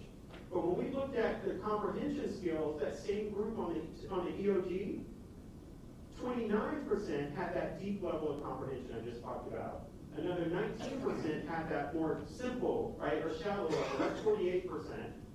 So that didn't even match the 57%. You absolutely cannot comprehend written text unless you can read the words. But it takes more than being able to read the words to be able to comprehend. That's where the listening comprehension comes in. That's where the background knowledge comes in. That's where the comprehension skills come in. So it takes both of those together to produce the results that we're looking for and to give our children the opportunities that they need to succeed in school and in life. Next slide. Oh, go back real quick. Okay, so there's a whole bunch of other things besides word reading skills that are involved. I'm not going to read all of this, but what I want to tell you is that every single person in this room has the ability to help our children develop a whole range of skills they need to be able to comprehend. Right? To give them the vocabulary, help them understand how the world works, right? To give them the background knowledge, to help them as they're reading to be able to ask questions, to make inferences, right? All of these things go in to helping our children be able to comprehend. All of us in this room have the ability. You don't need to be a trained educator to help children with this. And in fact, this is the work that families, parents and caregivers do all the time. Unfortunately, not enough children get enough of this. But we in this room, and so many others that are not in the room, have the ability to work and partner with our schools to be able to equip more children with these skills. Next slide. Okay, so one of the most important things that we can do is to make sure that our children experience someone reading with them at least 3 times, and I would say, frankly, 5 times or more a week, right? We have a campaign that we run. We started this in July of last year. We have 18 or 19 partners. It's called Read Together. If you've seen any billboards around exhorting you to read together, I saw 2 on my drive here this morning. That is us and our partners.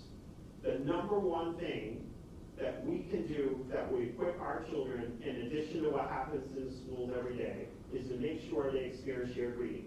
Build those comprehension skills. Build that background knowledge, right? Ask them questions while they're reading. We've had partners like the Charlotte-Mecklenburg Library that we partnered with for the last 7 years on something called active reading, training adults how to do the ABCs. Ask questions, build vocabulary, connect text to children's world.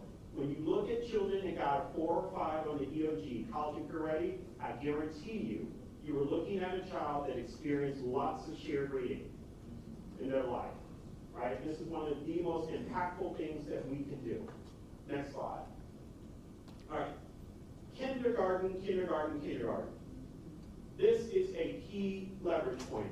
I'm going to come back to something that Mo Green said. He said bite-sized pieces. I'm giving you a bite-sized piece right here. Kindergarten. Next slide, please. Okay, so a professor from Harvard University named James Kim, for a number of years, has been working with Charlotte-Mecklenburg schools on a intervention designed to help build children's vocabulary skills. If you've ever heard them talk about the MORE study or the MORE intervention at CMS board meetings, that's what they're talking about, Professor Kim. One of the things that he did, he's one of the smartest people I know, is he went back and looked at the trajectory of children in CMS schools from the fall of 2015 through the spring of 2019. This is really helpful for me because it's a pre-pandemic baseline. And what he did was he looked at the trajectory, right, of kids and broke it out 2 ways, by income and by race and ethnicity. And And what he found was basically the same thing, that there was a gap when children started kindergarten. It about doubled by the end of kindergarten, and then it froze all the way through third grade. In other words, he found that the entire size of the third grade reading gap was in place by the end of kindergarten. Logic would tell you then, well, let's work on kindergarten. The other thing I want to highlight is that that gap widened about double by the end of kindergarten, but it didn't get wider, right? It froze. And why I think this is a helpful baseline is this is before we had a single curriculum in Charlotte-Mecklenburg schools. At the time, if you go to 10 different schools, you see 10 different ways of teaching reading. That's no longer the same.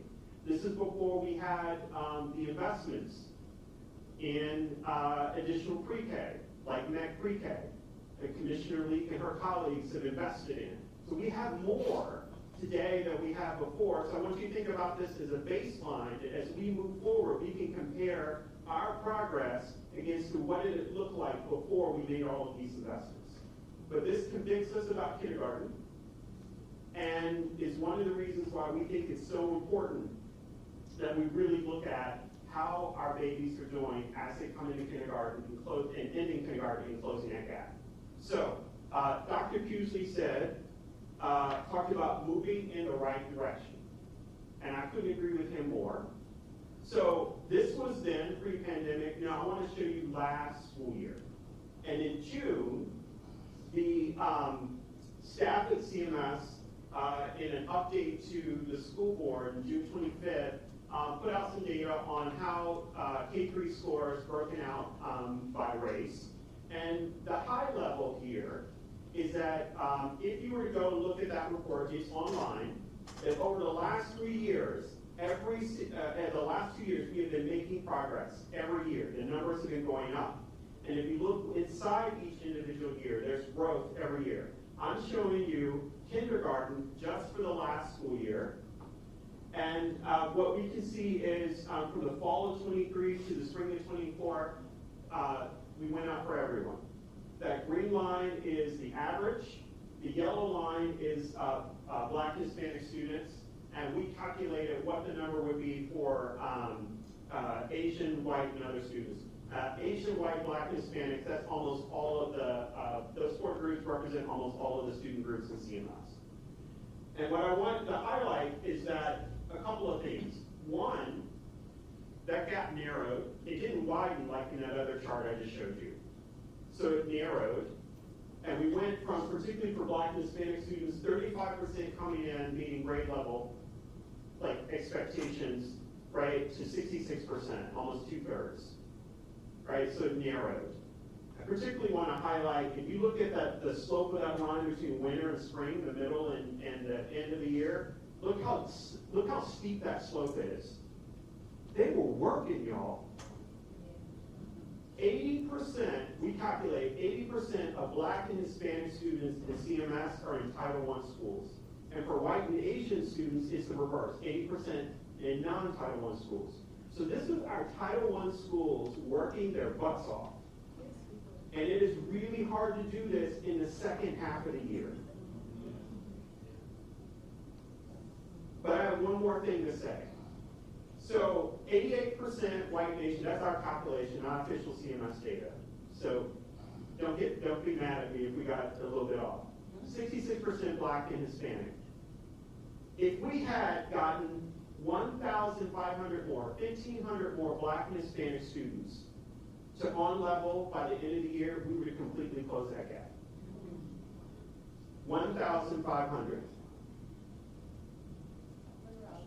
Yes. Just a question, if you were to get a little bit more granular and pull out Black students, what would the difference be for that yellow line, for Black only?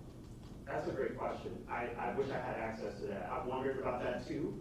One, because we have such an influx of English learners. It's a great question. I don't know.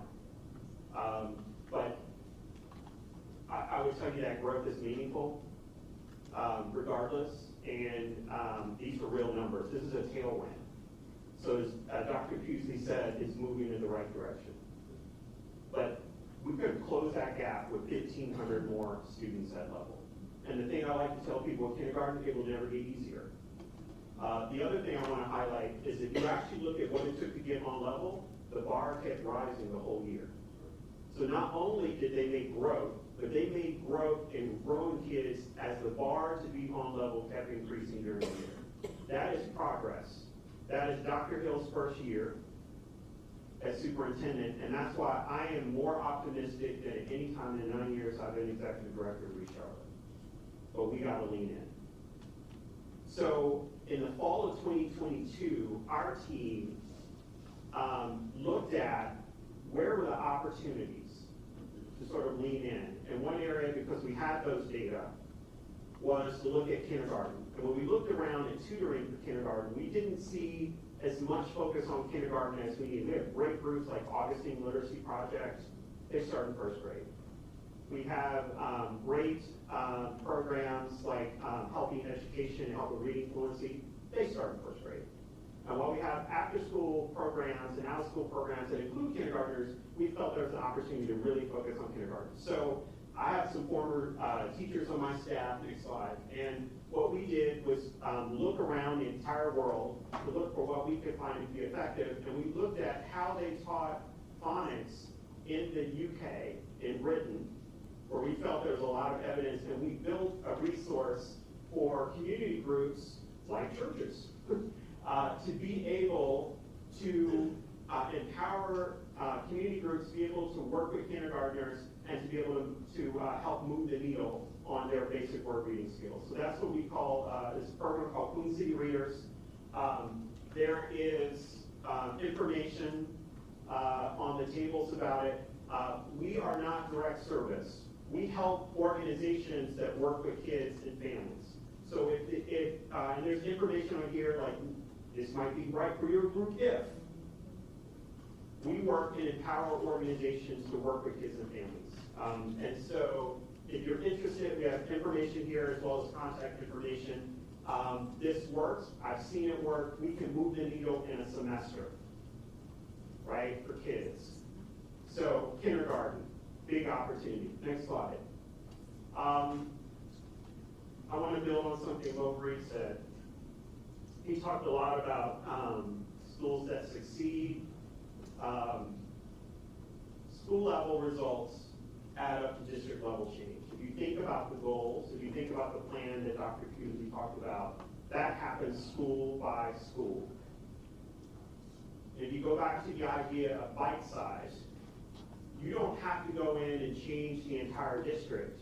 You don't have to go in and work with the entire district. You have 140,000 kids, you have over 150 schools, you can work with one school.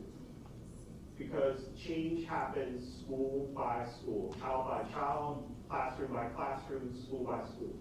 Next slide. So we went and looked for work that analyzed and explained why schools and how schools are able to move the needle. There are some key factors that they all talked about. Number one, leadership. You heard Dr. Pusey talk about that. You heard Mo Green talk about that.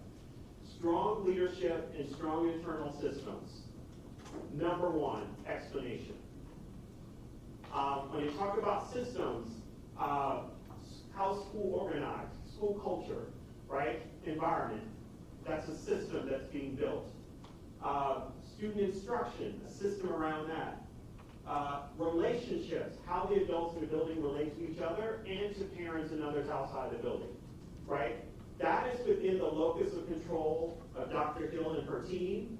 That's within the locus of control of a strong and good school building principal. But there are other factors that are also important that are not entirely within their control. The first one is social capital, right? Children bring different types of social capital with them when they come to school. And I want us to be very careful here, because sometimes people interpret this as some kids having social capital, some don't. They all have social capital. The issue is, do you have the kinds of social capital that will allow you to succeed in a formal academic environment? And some children come with lots of that kind of social capital, and others don't. They have the kind of social capital that allow them to succeed in the neighborhoods they live in, and the environment they're in, but they need the kinds of social capital that will allow them to be successful in a formal academic environment.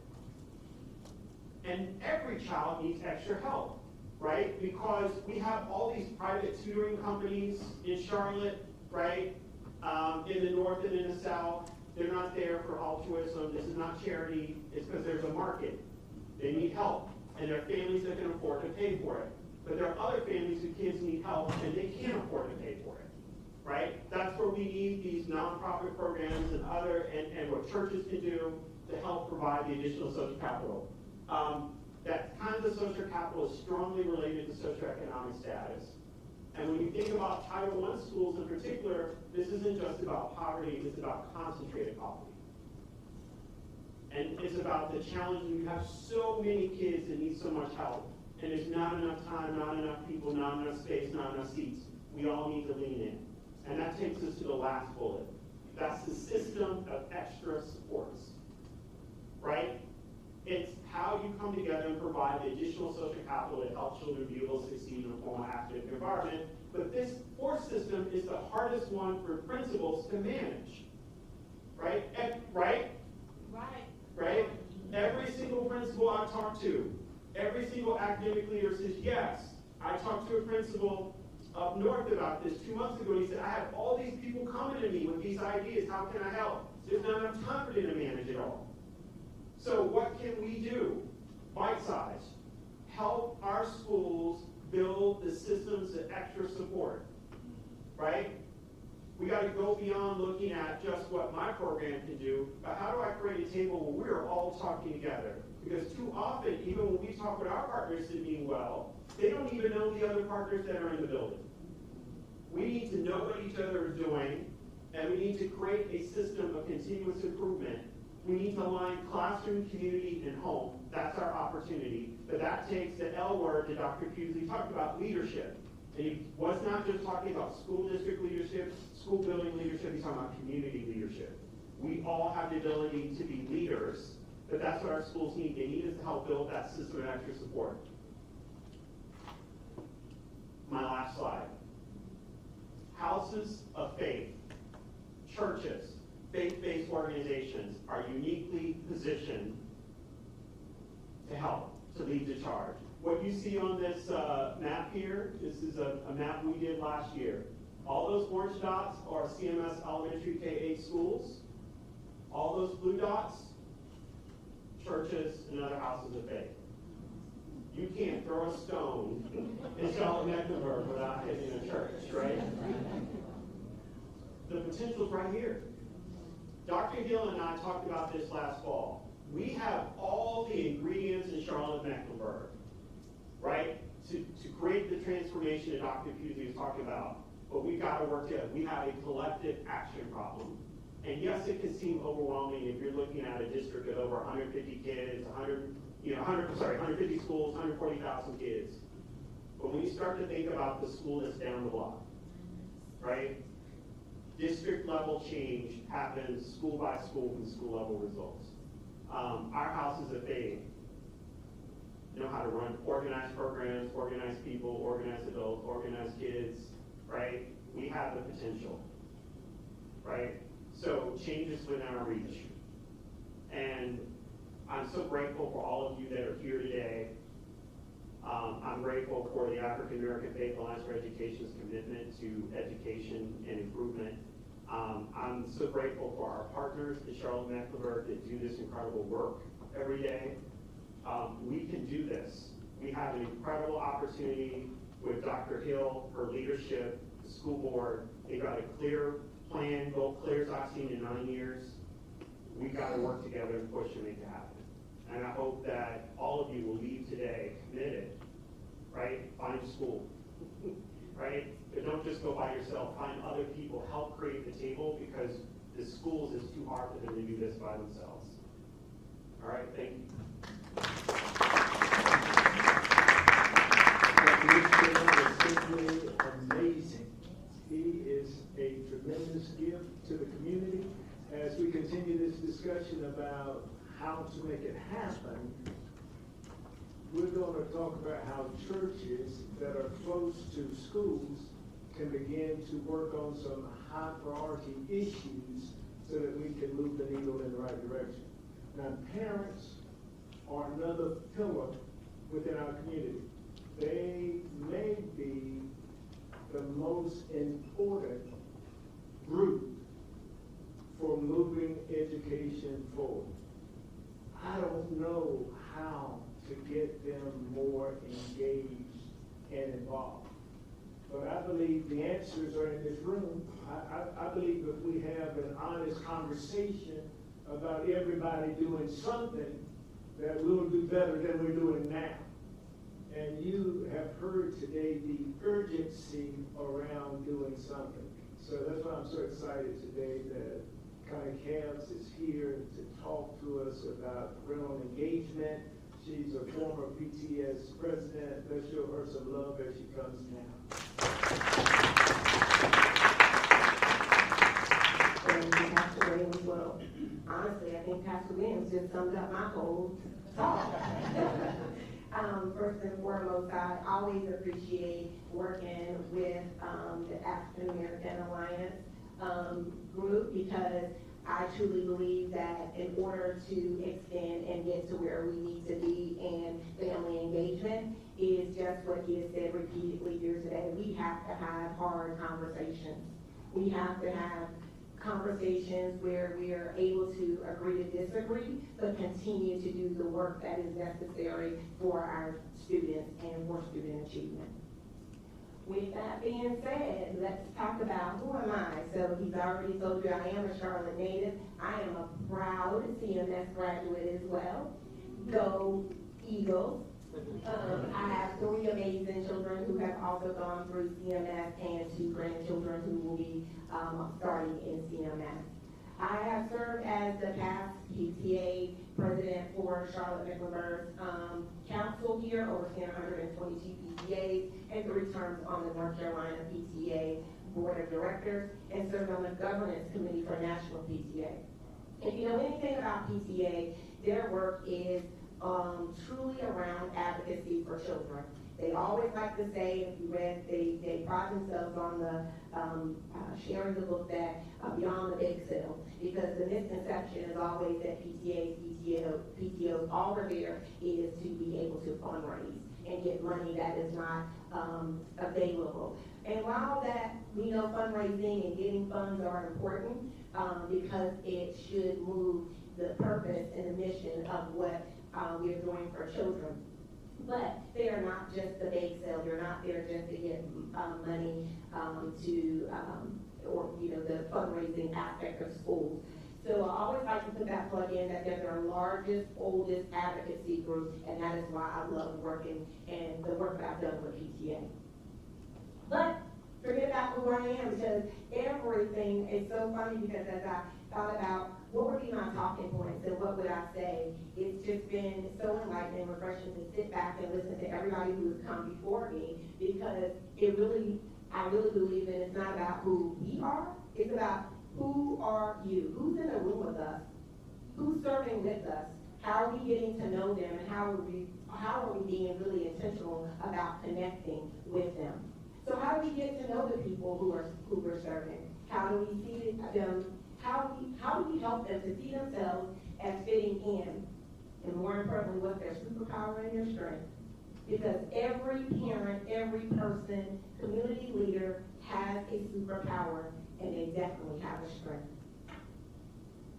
So, wait, if you ever done the work of PTA, volunteer, been a principal, been a teacher, just been a parent, sometimes you're the only person in the room, you're the only person to show up. So the question always comes up when I go to help schools with PTA, why won't anyone come? Where are they? And I always look at people and I say, who are they? Who are you looking for? Because if you don't know who they are, more than likely that's why they're not here. So it's important for us to define and know who they are. Who are the stakeholders? Who are you looking for? What is our purpose? What is our mission? What is the work that we're looking to do? And how do we engage them? How do we invite them? How do we get them to serve? How do we get them to live out their why? it's important to define, and I kind of skip my own things, right? It's who are those stakeholders? What are their roles and their impact? And why are they needed and when? Do we provide platforms, opportunities for our parents and our community partners to come and get involved? And that true, heartful conversation is, are we really intentional? And do we already have a predetermined agenda? Because oftentimes what I've found as a parent volunteer is that when there's already a predetermined agenda for me, when I come into the room, I don't see my purpose, I don't see my need. And that's where our parents are usually turned off. We often get to a place where, hey, we want to engage our families, we want to see our families served, we have our doors are open, but when we arrive, there's already a predetermined agenda of how it's been chosen as to how we'll serve and when we'll serve. And that disengages a lot of not only our parents, but that it also disengages a lot of our community partners and our leaders too, who want to work with us. Family engagement looks like, well, first of all, it looks like all of you sitting in this room today. It looks like people who got up on a Saturday morning, and someone said before, that could be any place in the world, but you chose to be here because you know the importance and feel the importance of what it's going to take for all of us to continue to gather and engage and empower and lift other people up and encourage others to come along on this journey with us. Seizing every opportunity to connect with all stakeholders in order to engage them, create platforms so they can serve and carry out their why. Intentional about waiting, wanting to see others shine and show their superpowers and strengths. So, let's talk family engagement. There are many ways that when I go out and I talk to schools on how to connect and engage with their families, and these are just a few of the things.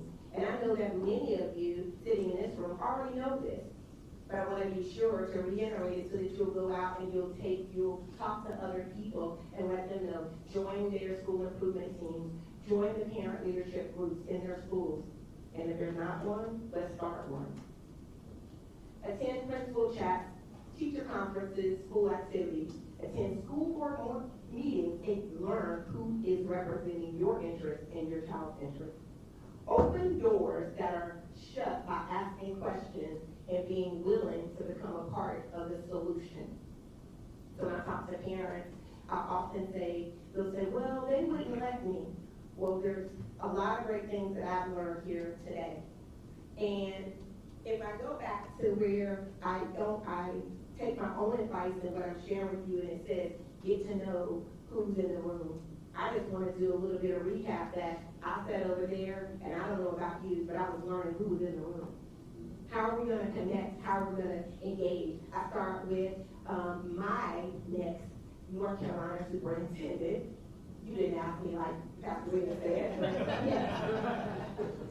By him sharing the book that he had a former principal or a principal that was in his former, under his former leadership saying, get even with succeeding. I too wrote down the small bites. I learned from Mr. Lawrence. Mr. Lawrence, I learned from you that when I go talk to my parents or people and have the opportunity, it's not by sight, but definitely by faith. That determination, dedication, and commitment. I learned with that from Dr. Busley when he said, by your faith, dedication, and commitment, that we can make possibilities out of impossible situations. And that we have to go out and empower our parents and teach them that they are the possibilities in the impossible situations in order to make growth. I go on down and I learn just sitting and listening to Dr. Richardson, how can we as a community help? And I learned from him about Read Charlotte is not a program, but yet an initiative. And with that initiative, that if we go out and we look at programs that are going on throughout Charlotte, how do we come together and strengthen those programs by the initiative that we have in order to grow, make the growth that we want to see in our schools?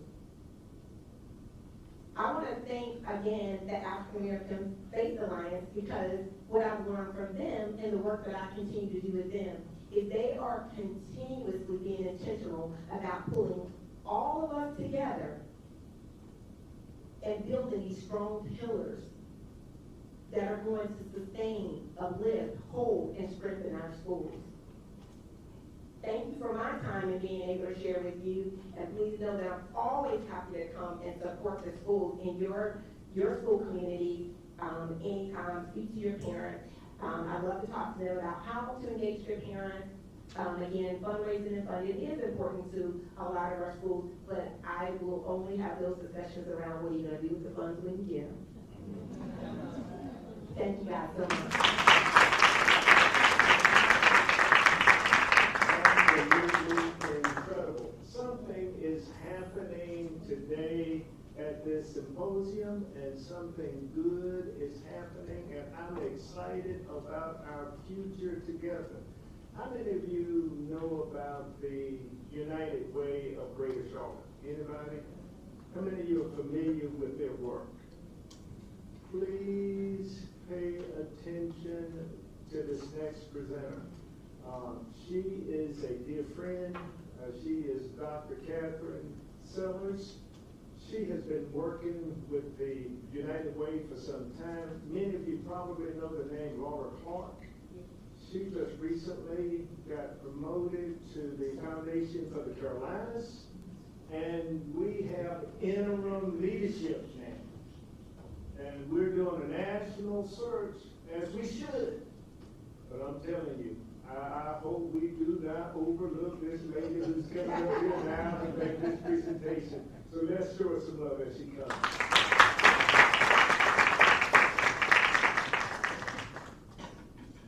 So good morning. Thank you. So we learned a lot today, right? So Mo Green talked to us about the importance of robustly funding our schools.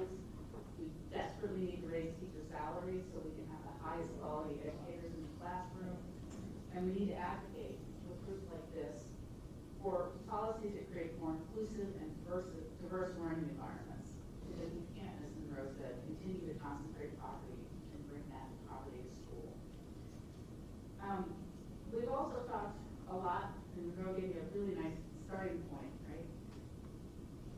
What I want to talk about is everything that needs to happen outside the classroom. Because as Monroe said, kids bring social capital to the classroom, right? And we all have social capital, but we have different environments that we grow up in. So what I want to talk about, as I said, is everything that needs to happen outside the classroom in order for kids to come into school ready to learn. So imagine a child waking up in the morning, okay? Before they even enter the classroom, think of everything that has happened that's going to influence how ready they are to learn. They sleep in a safe and stable home. Do they have a nutritious breakfast? Are they healthy, both physically and emotionally?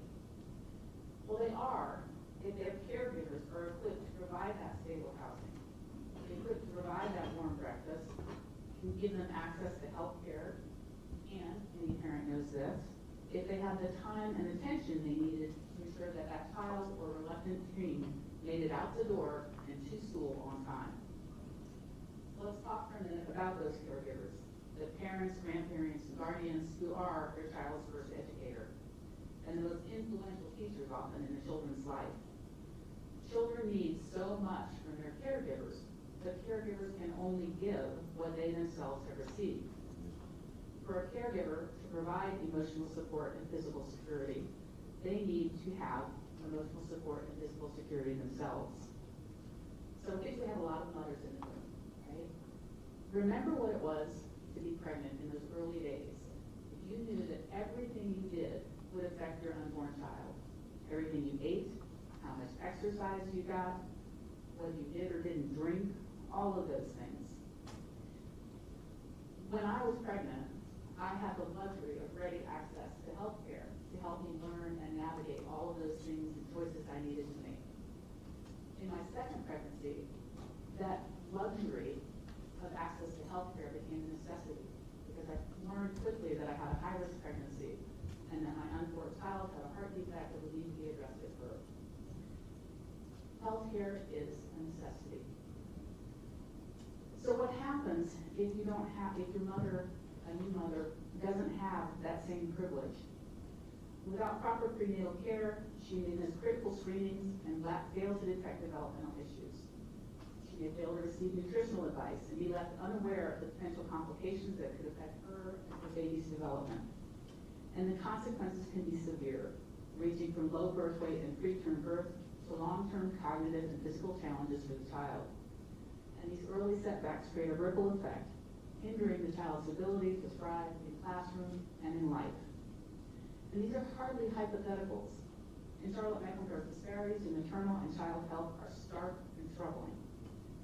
Black mothers are three times more likely to die from pregnancy-related complications compared to their white counterparts. Black infants are nearly twice as likely to be born low birth weight and are more than twice as likely to die before their first birthday. These statistics reflect not just gaps in access to health care, but deep-rooted systemic inequities that put the lives of Black mothers and babies at risk. When caregivers aren't supported, the problems can emerge at birth and town. Without adequate financial support, caregivers have to juggle work and bills and pressure to keep the roof over their head, and all of that adds to the pressures of parenting. And the stress can be overwhelming. So access to mental health care becomes a lifeline and a way to manage anxiety, a way to create a stable environment for the child. If you don't have that, then the stress becomes toxic, and it seeps into everything in the home and affects everyone's mental health, including that of the child. So, what do we need to do as a community to make sure children walk into school ready to learn? You have to support the whole family. You have to make sure that caregivers are financially secure. We know the link between housing and education is incontrovertible. When people have stable housing, absenteeism goes down, academic performance goes up, and there's increased likelihood of graduation. We need to make sure that when caregivers go to work, they are confident that their children are going to a quality early care and education opportunity, such as next pre-K. And then we also need to make sure that parents have the time and the space to let their children play.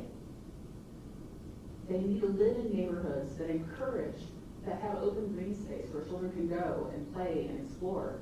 Because play is the work of childhood. Children learn to solve problems and interact with one another and explore the world around them. Caregivers need more than financial support, they also need education. I saw a Smart Start billboard that said children don't come with operating manuals, and it's true. Okay? So we need to make sure that every caregiver has access to parenting classes, workshops, online resources that teach them about child development. And I want to lift up two more issues, and then I'm going to turn to the work of United Way. The first issue, and one I think is really important in this moment, is mental health care. The pandemic has left scars, particularly on our youth. The rate of suicidal ideation among Black male youth in particular has risen at startling rates. So we have to prioritize access to mental health care, and in particular, culturally competent care by providers who understand the experiences of Black children. The second thing I want to lift up is the importance of immigrant and first-generation students, primarily those who come from homes where English is not the first language. I know that this is a symposium devoted to the academic success of African American students, and rightly so. Analyses of racial disparities across all systems highlight the lasting effect of institutional and systemic racism. That said, students learn best when everyone at school has the supports that they need. And in our community, 31% of students are Latino and 13.5% are English language learners. Those numbers are growing, and so we have to make sure our school systems are prepared. So we need to work to build schools where bilingual education is the norm, and where children can learn English while also maintaining their native language. And it's not just about language acquisition, it's making sure that everyone comes to school and feels like they are being respected and valued. So that means that we need to provide supports to English language learners, as well as supports to parents who don't speak English. That means that all that education, that parent education I mentioned earlier, it needs to be available to caregivers in their own language of origin. So now I want to turn to the work of United Way, and because it relates to everything I just described. United Way is committed to United Neighborhoods, which is investments in the people who live in Charlotte's most historically disinvested neighborhoods. We seek to make investments that are holistic, right, that support the parent and the child. We seek to make investments that go across sector, so healthcare, mental health care, access to healthy foods, workforce development, financial security. So we bring all of these investments together and we invest in the people in those neighborhoods. With United Neighborhoods, what we do is we flip philanthropy, the kind of historical power dynamics of philanthropy on our heads, right? We go into a neighborhood and we ask residents to envision their ideal future, because we know every neighborhood has strengths. Every neighborhood has hopes and dreams and visions. And so we ask residents, where do you want to go? And what do you need to get there? And then we let residents determine what their priorities are, be it workforce development or emergency assistance for families or food security. And we write, at United Way, we write our application process around their vision for their own neighborhoods. And then we invite residents to come in and decide who is going to be invited to serve in their neighborhoods. Who has the cultural competency, who has the skills, the resources, the expertise, the types of services that we in our community need. And then we invest in a community quarterback, an organization that is embedded in that neighborhood. And they are charged with making sure that all of those services are coordinated so that we truly are offering holistic, multi-generational supports to children and families. Monroe is right. The school can't do it by themselves. So we need to help the schools mobilize, but we also need to make sure that that neighborhood in which that school sits is supported as well. So let me give you an example that I think really illustrates this well. One of the places we've been investing in for the longest is Renaissance West, which is the site of the former Boulevard Homes. So in Renaissance West Community Initiatives is our community quarterback. And they have worked to empower residents. They've often hired some of the residents to their own staff. And through United Neighborhoods, we have brought early care and education to the community. The Howard Levine Child Development Center sits in Renaissance West. Charlotte's Youth and Hearing comes in to make sure that children, if there are any learning differences that are identified, they are addressed. Children get that literacy-rich environment that Monroe recommended at that Child Development Center. At the same time, parents receive life navigation services and have access to financial assistance so that the parents of those caregivers, the children who are attending that Child Development Center, are able to have the financial security to support the entire family. We fund that residents have used our funds to bring in healthy food to the community because it is still a food desert. And so there's a weekly market with fresh fruits and vegetables where parents come and get the food they need to feed their families. We do health and mental health services. The residents have chosen to use our funds to support health and mental health services. So again, children are getting access to the mental health care they need to thrive in their lives. And all of that comes together to support educational attainment, right? And so I think the demonstration of this is that for the first time, the children entering Renaissance West STEAM Academy in kindergarten, at pivotal point, were ready to learn. In the academic sense, the testing showed that they were ready to go in school. And then this last year, Renaissance West STEAM Academy was one of the highest growth rates in the state in terms of achieving the academic goals. Right? So what we're doing is working by investing in holistically across the community. We are helping children and families be in a place where children are ready to learn. Williams knows this as well, because we're also invested in Lakeview. So Lakeview is another one of the communities we serve. And I think there you also see the importance of the faith community, because Faith Memorial Baptist Church is the provider of the financial assistance for those families. Pop's Passion provides educational support for the children. Lakeview Neighborhood Alliance coordinates services in the area, right? So you have the holistic supports with the support of the faith community that Lakeview and its residents need to make sure that their children are going to school, ready to learn and ready to focus in school.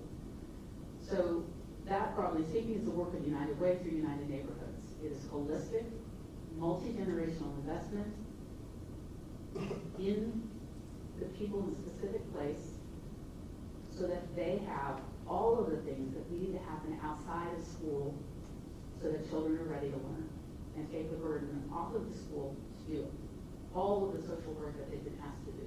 Okay? And educators can now focus on what they are best at. So it's bold strategies like this, combined with deep investments in our school system, that are going to help us move forward. So thank you for letting me share the work of United Way with you today, and I look forward to speaking with you more on the phone.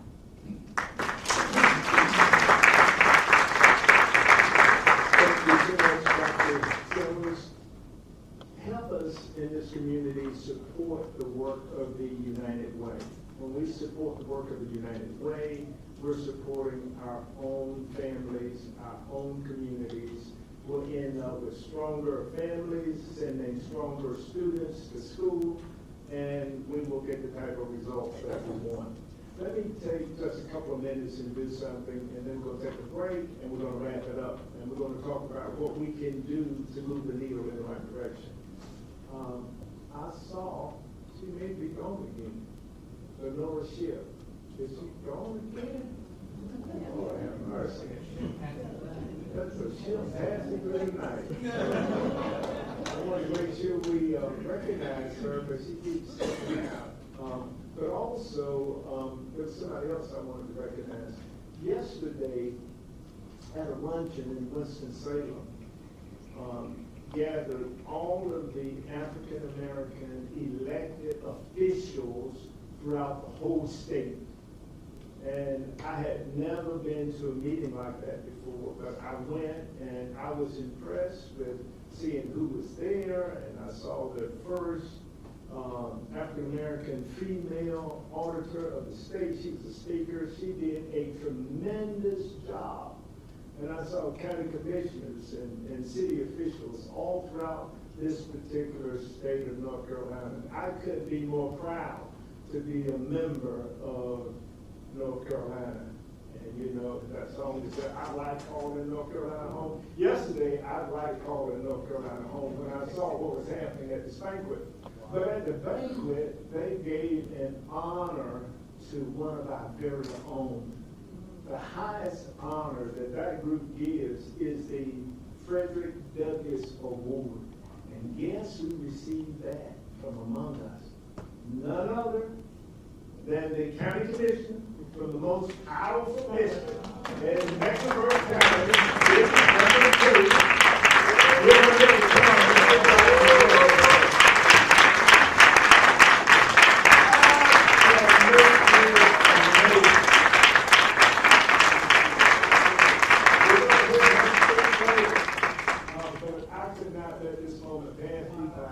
Without recognizing her. We're going to take a break, and as soon as she comes back, we're going to set up for the panel discussion. We're going to do it a little bit differently. We have panelists, but we also want to hear from you. We want to hear your comments, and we want to hear your questions. Take a 10-minute break, and then come back, and we'll finish up.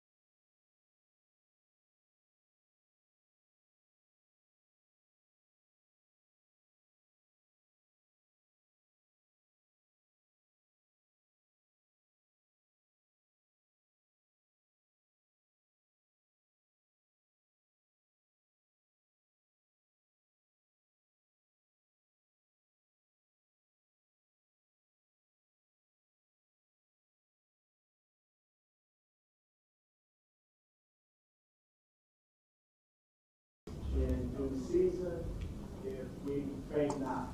And I don't believe anybody in here is going to faint. If you were not concerned about education, you would not be here. So thank you so much for being here. We just want to have a conversation now about everything that we have heard today. There's one key question that I want to ask the panel and give them a chance to respond. But I'm going to flip the script today, and I want to ask you, do you have any questions or comments about what you heard today, even before we hear from our panel? So anybody, anywhere? Yes. Y'all also looking forward to the news, Facebook, all these programs that the younger people are doing. Because my daughter going to college, she teaches the country. We're all in the same page, but we need that energy that's behind us also. And we got to really make sure that everybody knows that this is a bigger picture than what it seems like.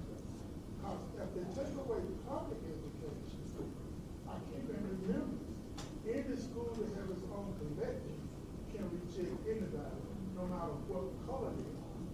So if we get to the situation where we let the state open up private schools everywhere, personally, they can eject anybody, no matter what color they skin is.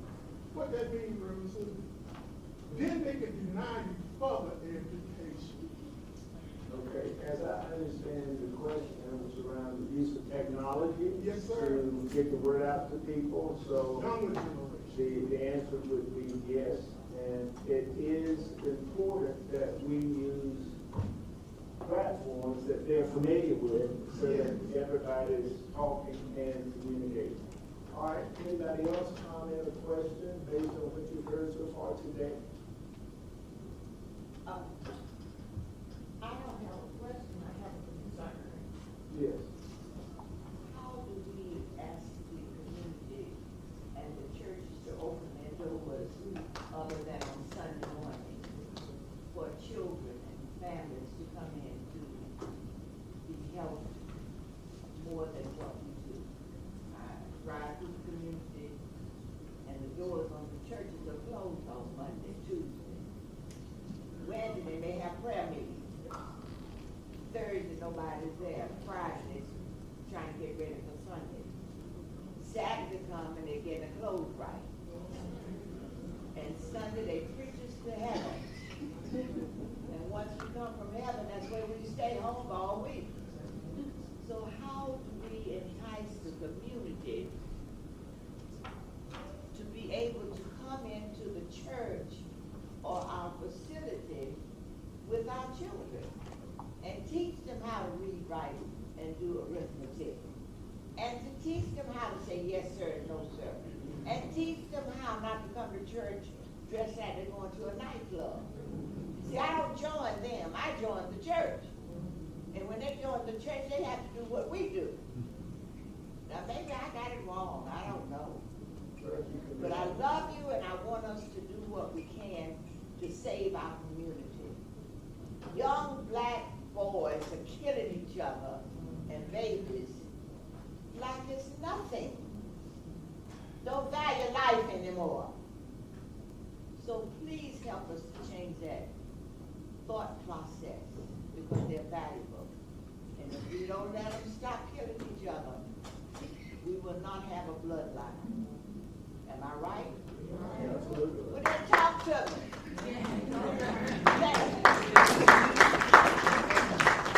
That is one of the key issues that's on the table today, and I'm looking at the panelists, and I see a couple of pastors, and we have pastors among us, but what Commissioner said is true.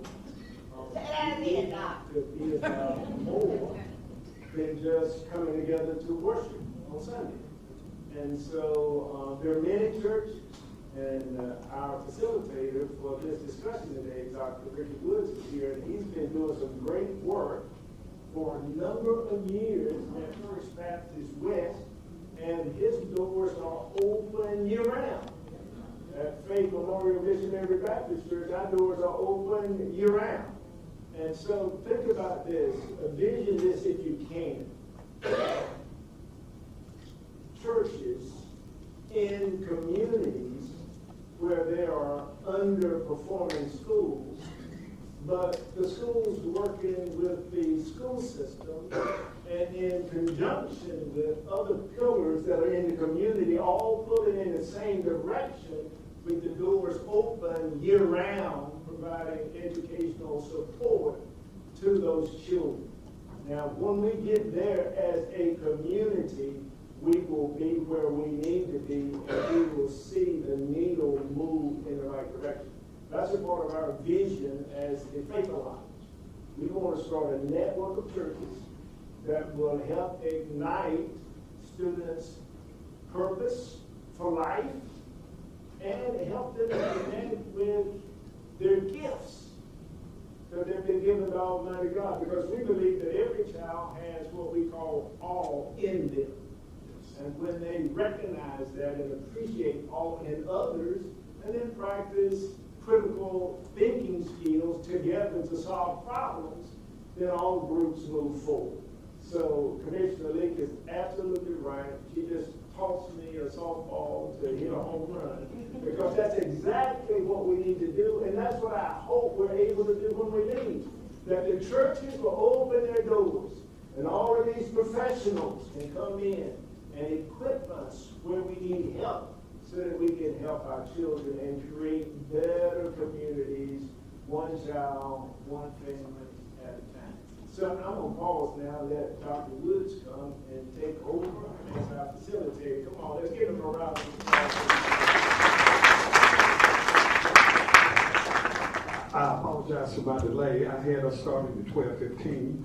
I got here at 12. Y'all started earlier. Let me immediately begin by responding to Sister Leak's point on several things to make in order for that to work. First of all, you have to understand that every church is unique, and not every church is going to have the skill set and the ability to do what you're talking about doing. And that's just being honest. You know, there was a point where I could no longer help my daughter with her math homework. My mother had to do that. I could help her with her social studies. I could help her with reading, but when it got to algebra 2 and trigonometry, I passed that off to Mama. Okay. The same thing with churches. Not every church is going to be able to do this kind of work. And I think you set them up to fail if you try to convince them that they can. But it does not mean that they cannot do something. So it's about finding out what is the something that church has the skill and is uniquely qualified to be able to do. Helping them to discover that so that they can add that to the academic support and success of children. Okay, so that's number one. Second thing is we need a clear directive from CMS. Here's what I mean. Right now, we practice decentralized management, which means individual principals can do whatever they want to do. So I don't care how much you reach out to a school, if you're a church, if the principal don't want to be bothered with you, they just won't see you. You know, they'll see if they need something. But if they don't need anything, they won't give you time back. For 21 years, we've been running an after-school program that deals with music, academic performance, cultural enrichment, all of that. And the current principal at the school across the street, literally across the street, who's been there for several years, has never crossed the street. Our after-school program has been so successful that they basically shut their after-school program down. Kids left and came over here.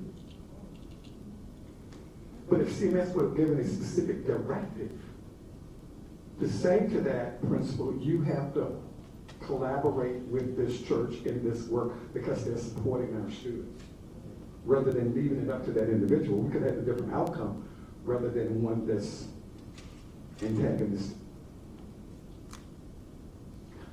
So we need a directive from CMS that mandates this so that churches when they try to do this, don't start running into the brick walls and just throw their hands and say, I don't want to be bothered. I cannot stress how important that is. In order for something like what Dr. Williams is talking about, what we're trying to do work, because again, it's up to the individual principals right now in terms of whether or not they'll work. So, with that said, let me ask the panel this question. Given the current direction of our state and their commitment currently to fund children and not systems, term is being used, backpack approach to education. What can communities do, or what communities should be doing, given this new reality, and can we change it? So, Brother Williams got the softball, we're giving y'all the fastball. Anybody wants to jump in? That's right. Sure, I'll start. So my name is Brian Collier. I work for the Gambrell Foundation. I used to be at Foundation for the Carolinas. For a long time working on issues of economic opportunity and mobility and things like that. And along the whole way, I kept thinking, you know, we tend to talk about education, we tend to talk about upward mobility, we tend to talk about reading or whatever it is, without talking about why it matters. What it's a means to an end that we never actually talk about. And so I guess one of the answers that I would give you right now is, sitting in this room, we are talking about African American children, but I can tell you that we are at an important point in time where families, regardless of affluence, regardless of color of skin, regardless of ethnicity, are scared about the future, are worried about their children, believe that the school system, maybe even private schools, aren't providing their children with a sense of purpose and meaning. Their kids are lonely, their kids are have anxiety. That we have a moment in time, excuse me, where we could potentially pull together. And by the way, we tend to talk about our kids need this, our kids need that. There are lots of people in this room today who are dealing with a lot of stress and a lot of mental anxiety, and a lack of purpose and a lack of meaning for their own lives. And that then gets translated to their children. And so I would say that all of our work, we tend to other. We tend to say that those people need this, those kids need that. When we actually, everyone, I'm on a learning journey throughout my entire life. I am not the same person I was a year ago. I won't be, hopefully, the same person a year from now. But it's sense of purpose and meaning. So what I would tell you is, the reason why our kids aren't doing well in a lot of cases is because we've never told them, we've never helped them from a young age believe that people mean something in their lives. They need strong relationships. They need another kid they can count on. They need an adult they can count on. They need to feel a sense of belonging. They need to feel that this community cares about them, that this community needs them for its future prosperity. And then we need to take these moments of awe and wonder, which are moments that are big. You know, there's trips somewhere. We have a group of kids that are going to DC this weekend, or communities and schools, who are going as difference makers. That's an amazing trip. They're going to be in Washington, DC at a time of, you know, 2 months ago we would have had a sense of despair, maybe. But I feel, whatever your politics are, I feel like there's a rejuvenated sense of, man, something positive, something could happen in November, so these kids are going to go there. But it could be as simple as the walks that they take, looking up, getting off their screen. But by the way, to your point about social media, I think, we tend to tell kids, social media is bad, get off your phone. Well, but yeah, to a degree. But it is also a powerful tool that gives them connection, that can give them a sense of meaning, and unleashes an unbelievable amount of power out there. So we can tell them to get off their phone, get off their screens. But there are kids who are using things like ChatGPT and others to expand their worldview and develop things we've never thought of. So I guess what I would be telling you is, The General Assembly reflects the views of the citizens to a degree, but right now they reflect the views of a rural community who believes they are being left behind, who believe that Charlotte disregards them and looks down upon them, when I actually think that we have a lot in common. I've worked a lot in rural communities. Those communities want the same things that we want for our kids. They want their kids to read, they want their kids to mean something, they want their kids to contribute, hopefully maybe come back to those small communities. The likelihood they won't come back when they're in their 20s. The likelihood is they'll come back in their 30s when they start their family and they want to live in Rockingham again, or they want to live in these small towns again, as long as we have the amenities for them. And I'm going to wrap with this. I had a chance to visit Finland, which is one of the best school systems in the world. And their motto for their schools is they want the school systems of Helsinki and Finland to be the best and most equal place in the world to build global citizens. Let me read you CMS's. Charlotte Mecklenburg strives to create an innovative, inclusive, student-centered environment that supports the development of independent learners.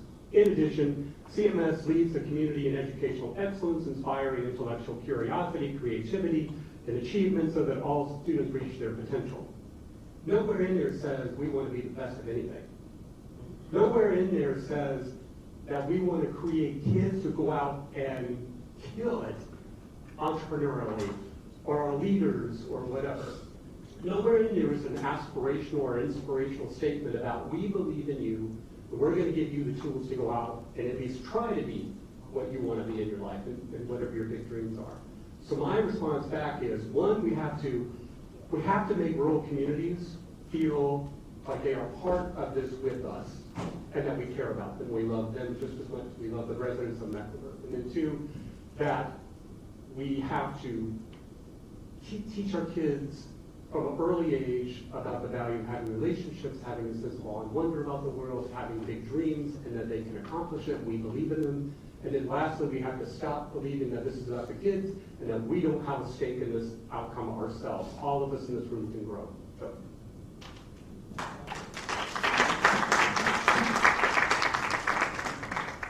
Anybody else want to add to that?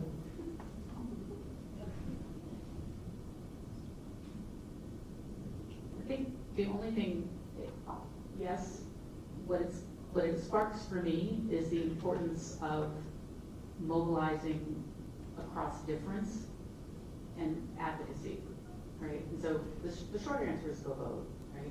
But the broader answer is when you go vote, do so in alliance with others, right? So how do we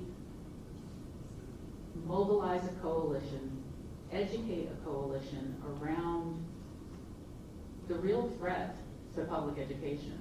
Because, I think the vision that Mo Green laid out when his remarks early this morning, public education is under attack in this state.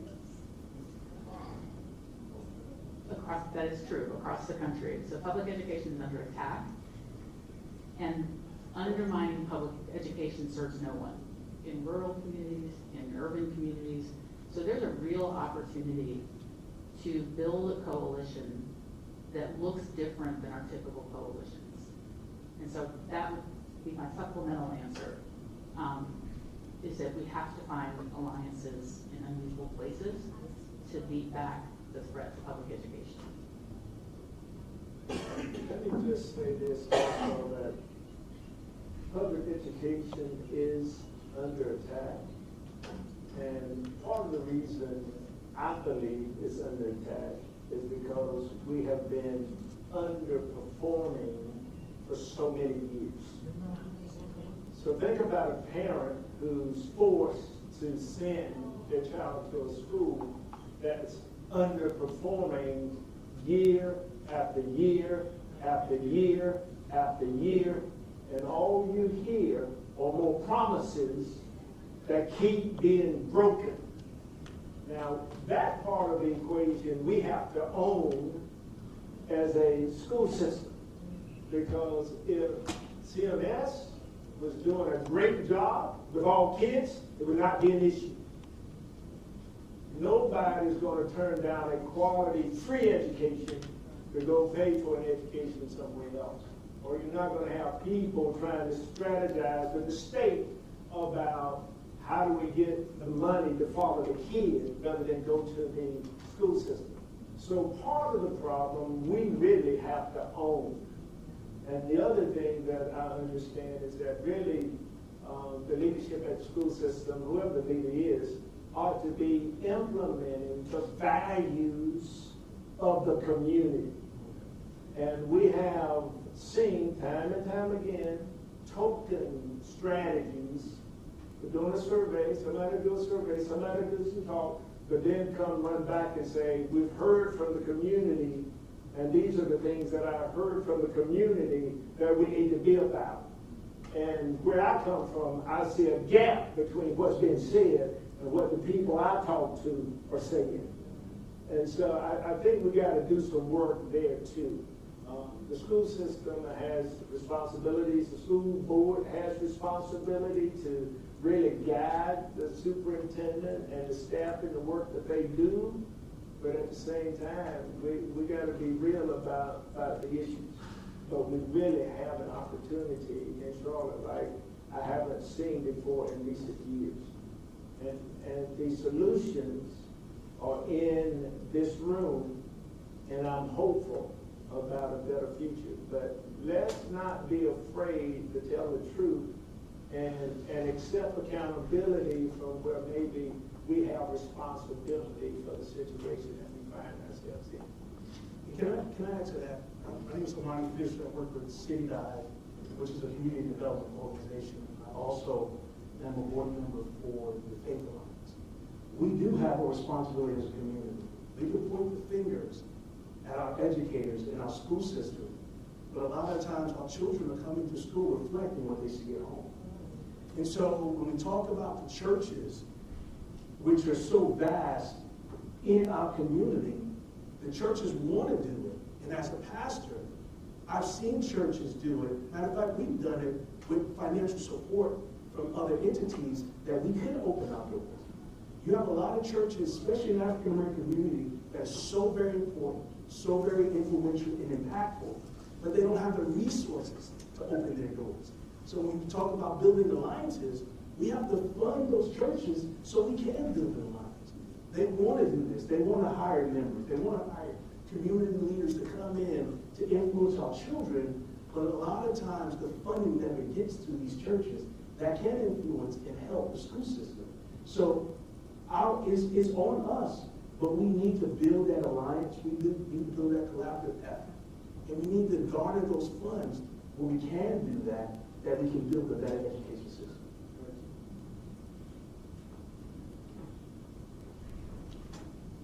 My name is Casey Crimmins. I help run an organization called For Charlotte. We connect pastors for personal church and city renewal. And just a quick brief, like, who goes to church in this room on a regular basis? Just feel free not to raise your hand, that's fine. Just be honest, Jesus is here too. Some pastors in the room. Yeah, thank you. Some pastors in the room. My primary constituency, the people I hang out with the most, are pastors.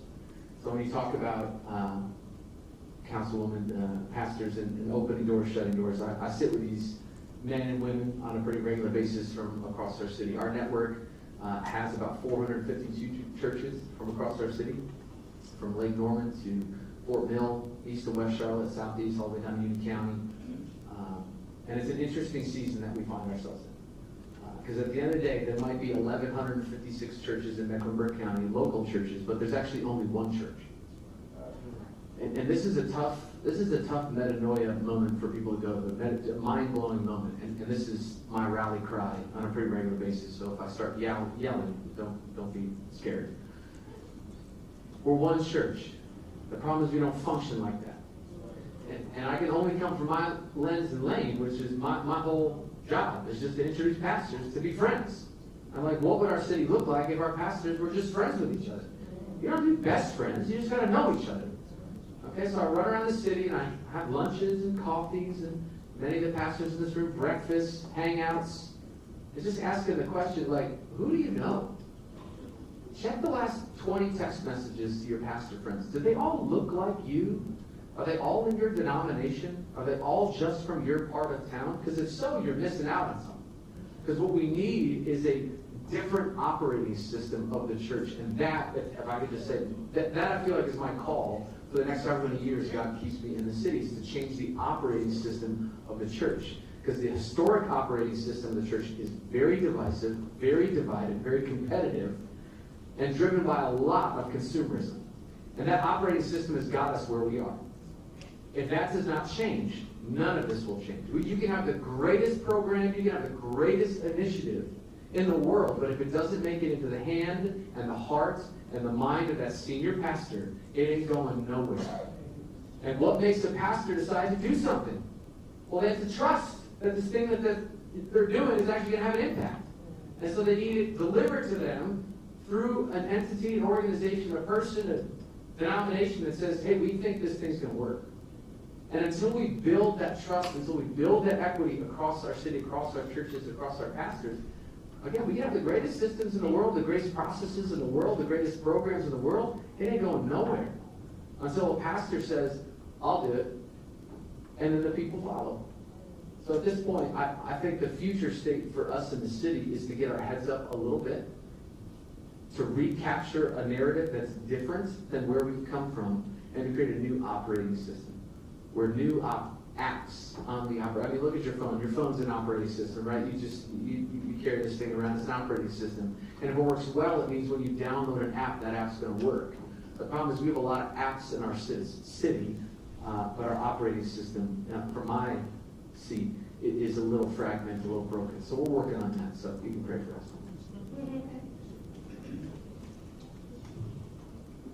Recently,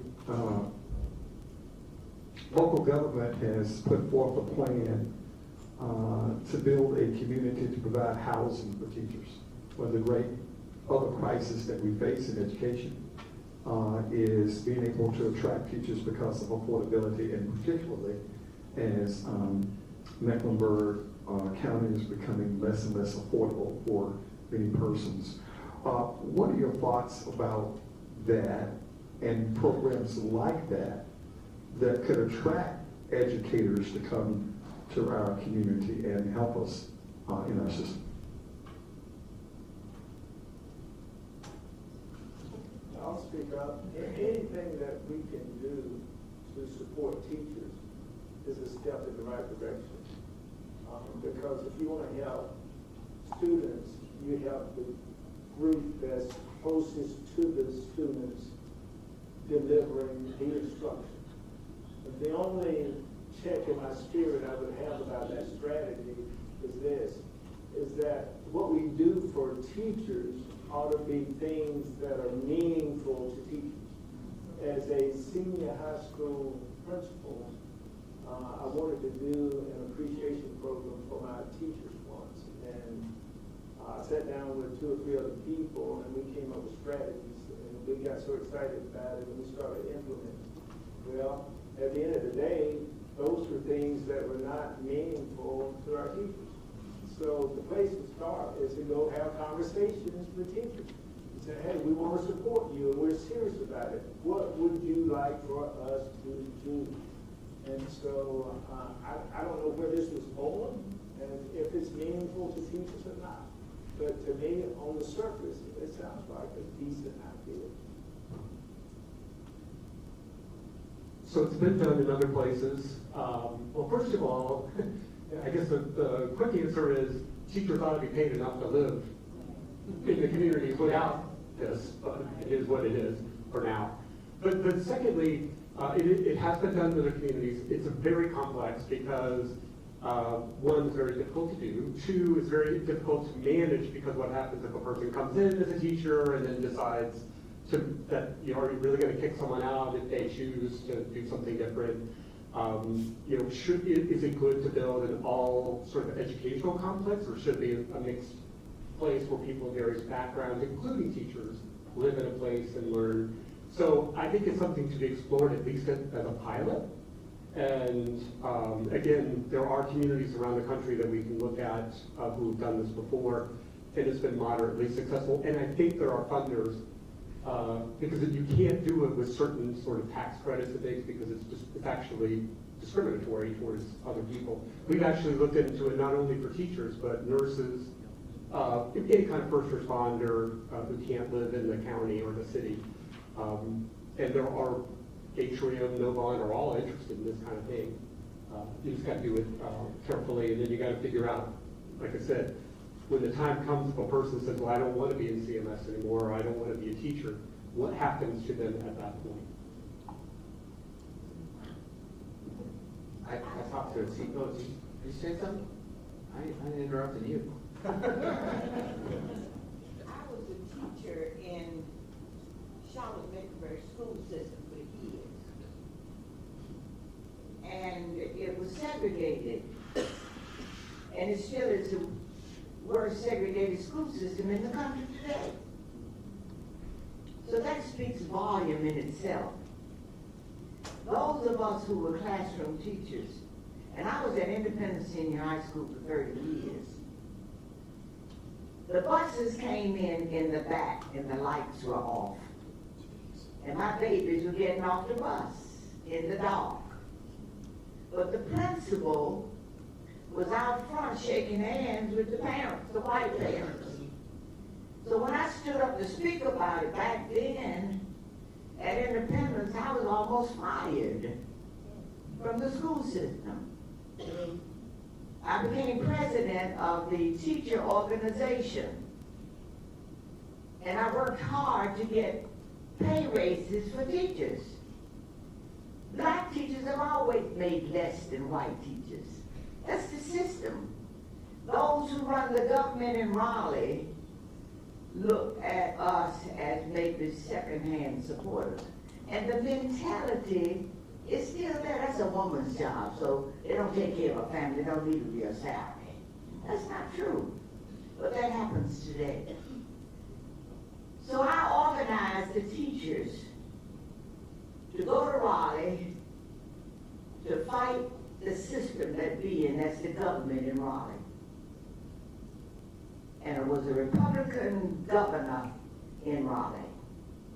And I'm a Democrat, born a Democrat. When I die, I'm going to be a dead Democrat. But my interest was living and making sure that teachers got a salary. We came away from that meeting in Raleigh. And I took 46 buses out of Charlotte. And Bishop Barrow prayed on every bus before we left. The community came to the school and ran the schools that day. But the principals didn't like what we were doing. And then you elect the wrong people to the school board. Sometimes the right people are not elected. Do nothing, say nothing about the situation. So I'm saying to us, you be careful who you elect to the school board. That's number one. Number two, know the salaries of everybody, not just the teachers, the superintendent, the regional superintendent, and everybody else. But the lead teacher is the principal in the school. But he's in the office, or she's in the office, not coming out. And if you visit the school and the kids are in the mall and about, there's no teaching going on. But I did not mean to interrupt what you were saying, but the system is still the same as it was then when it comes to salary. And we've got to fight to make sure that salaries are right when you elect people to go to Raleigh or to sit at the school board and come up with a budget, or the county commissioners who come up with a budget. I don't see you down there begging us and telling us what to do with the money. I beg people to come to the meetings. Then later, I go to Walmart every day just about to talk to my people. And I say to my people, when somebody asks you to vote for them, the first thing you ask them, what have you done for me lately? And what are you going to do for me? and prove that you've done something. So I'll stop here. But I want to thank teachers who retire in another state, and that's what we're getting. Retired teachers who retire from New York, New Jersey, Virginia to come to Charlotte. And they're not working that hard because they've already got their retirement. So we have to look at that as an issue. I'm sorry, didn't mean to.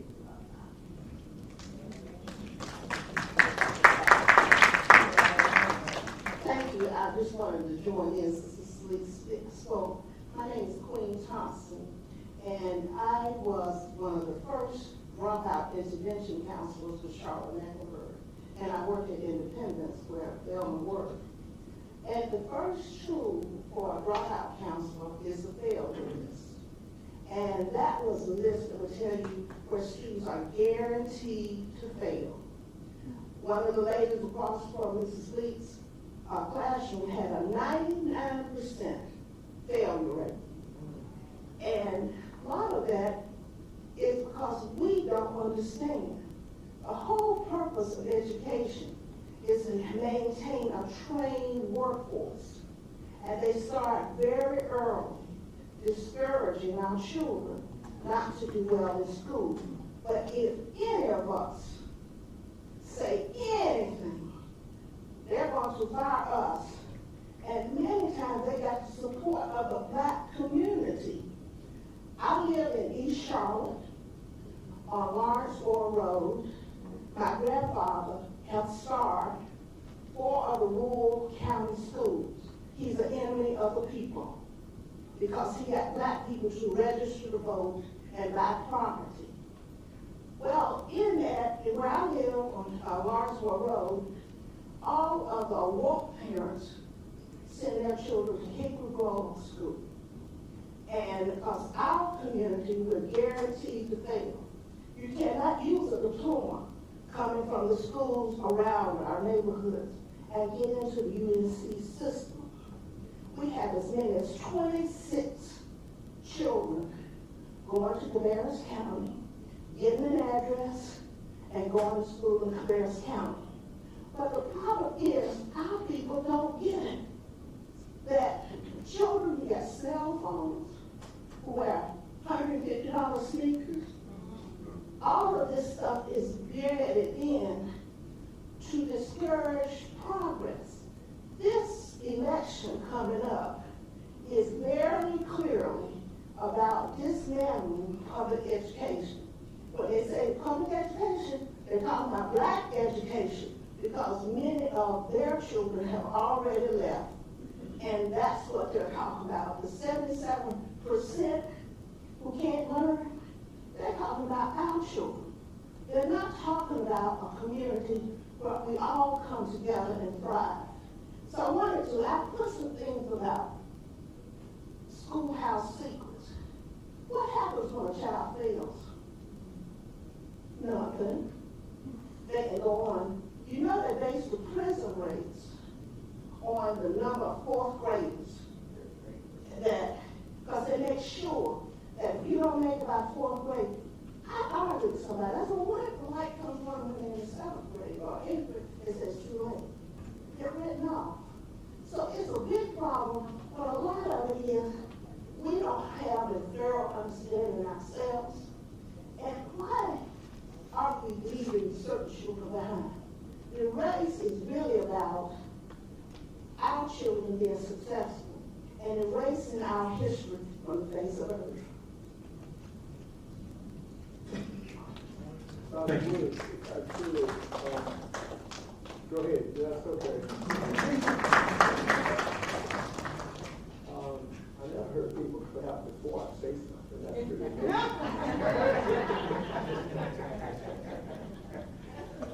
But I did want to talk about the importance of having a certified teaching force.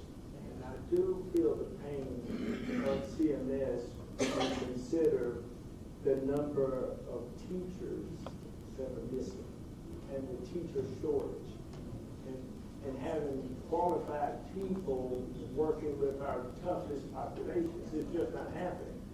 And so I have made the suggestion that the same way they did in Georgia, I think it's Senate Bill 385, where teachers and educators who have retired can actually come back and work and be paid. And that would help solve a major issue with our school system. Because this is what I learned as a little boy. You can't make chicken salad with turkey. You can try as hard as you can, but you're gonna end up with turkey. What I'm saying is you can't hit these goals without a qualified, certified staff. If you're working with weak staff members, you're gonna get a weak result. And oftentimes we find adults in front of our students who have not been trained to teach that subject, or they're ill prepared to deal with the multitude of challenges that they're facing. So one easy solution, and I don't know why we're not fighting for this at Robin, is that the same way they did in Georgia, we could do it also in North Carolina if we wanted to, if we would build the alliances and demand it. And so if I were superintendent, if I was a school board member and I see Thelma in the crowd, can we give her some love, Barry Bailey? Thank you so much for coming and being with us. But we can make that difference. I do believe if we wanted to. Yeah, I wanted to just, a couple of thoughts that came together from Casey and also from the commissioner. So what I said earlier is we have a unique point in time, and I believe Thelma would back me up on this, that parents throughout the district have concerns about the educational path for their children. Many parents want to send their kids to public schools. I know that there's a push to drive a wedge between all of us that affluent parents don't want this, they want to. They don't. A lot of them believe in public schools. They grew up in public schools. They have the same fears that many of you have about your children. Certainly the resources and things like that are different, but you have a moment in time to pull together this.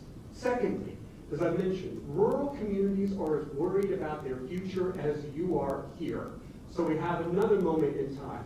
And then to your point about pay, one of the biggest issues that we have is the number of men who are dropping out of school systems, who are not going on to to secondary, to getting their college degree, especially black men, who are then not going into professions where we need them to be the mentor to that young child, to be the role model to that young child.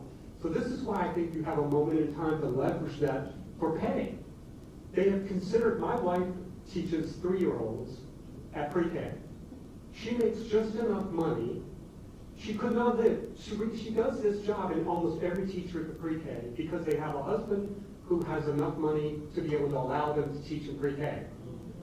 She could not do that if that were her only job, because most people view that as a job of a woman, and they do it for the love of their heart.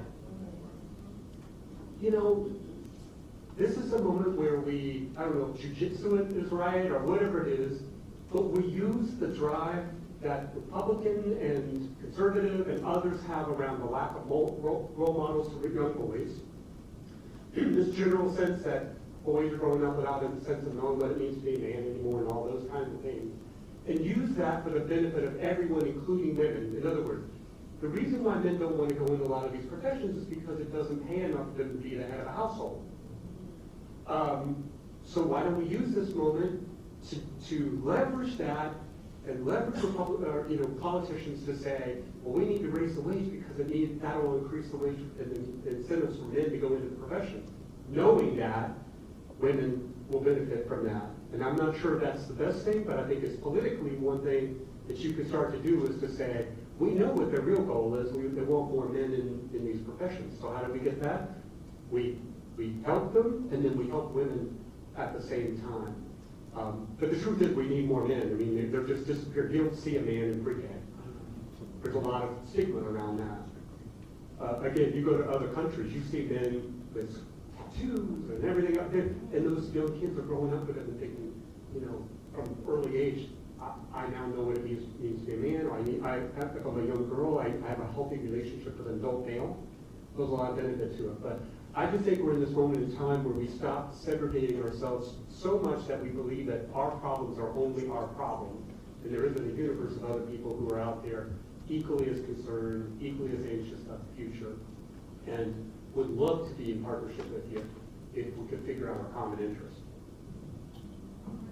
Well, this is my last question, and I've kept this question for last, because it might draw the deepest conversation. How do we help our community and schools understand the importance of debate and ideas as opposed to book bans? How do we help the community and the school understand the importance of ideas and being able to debate ideas rather than silencing voices through book bans? So I'll start. I think it starts with getting to know each other, right? You can't,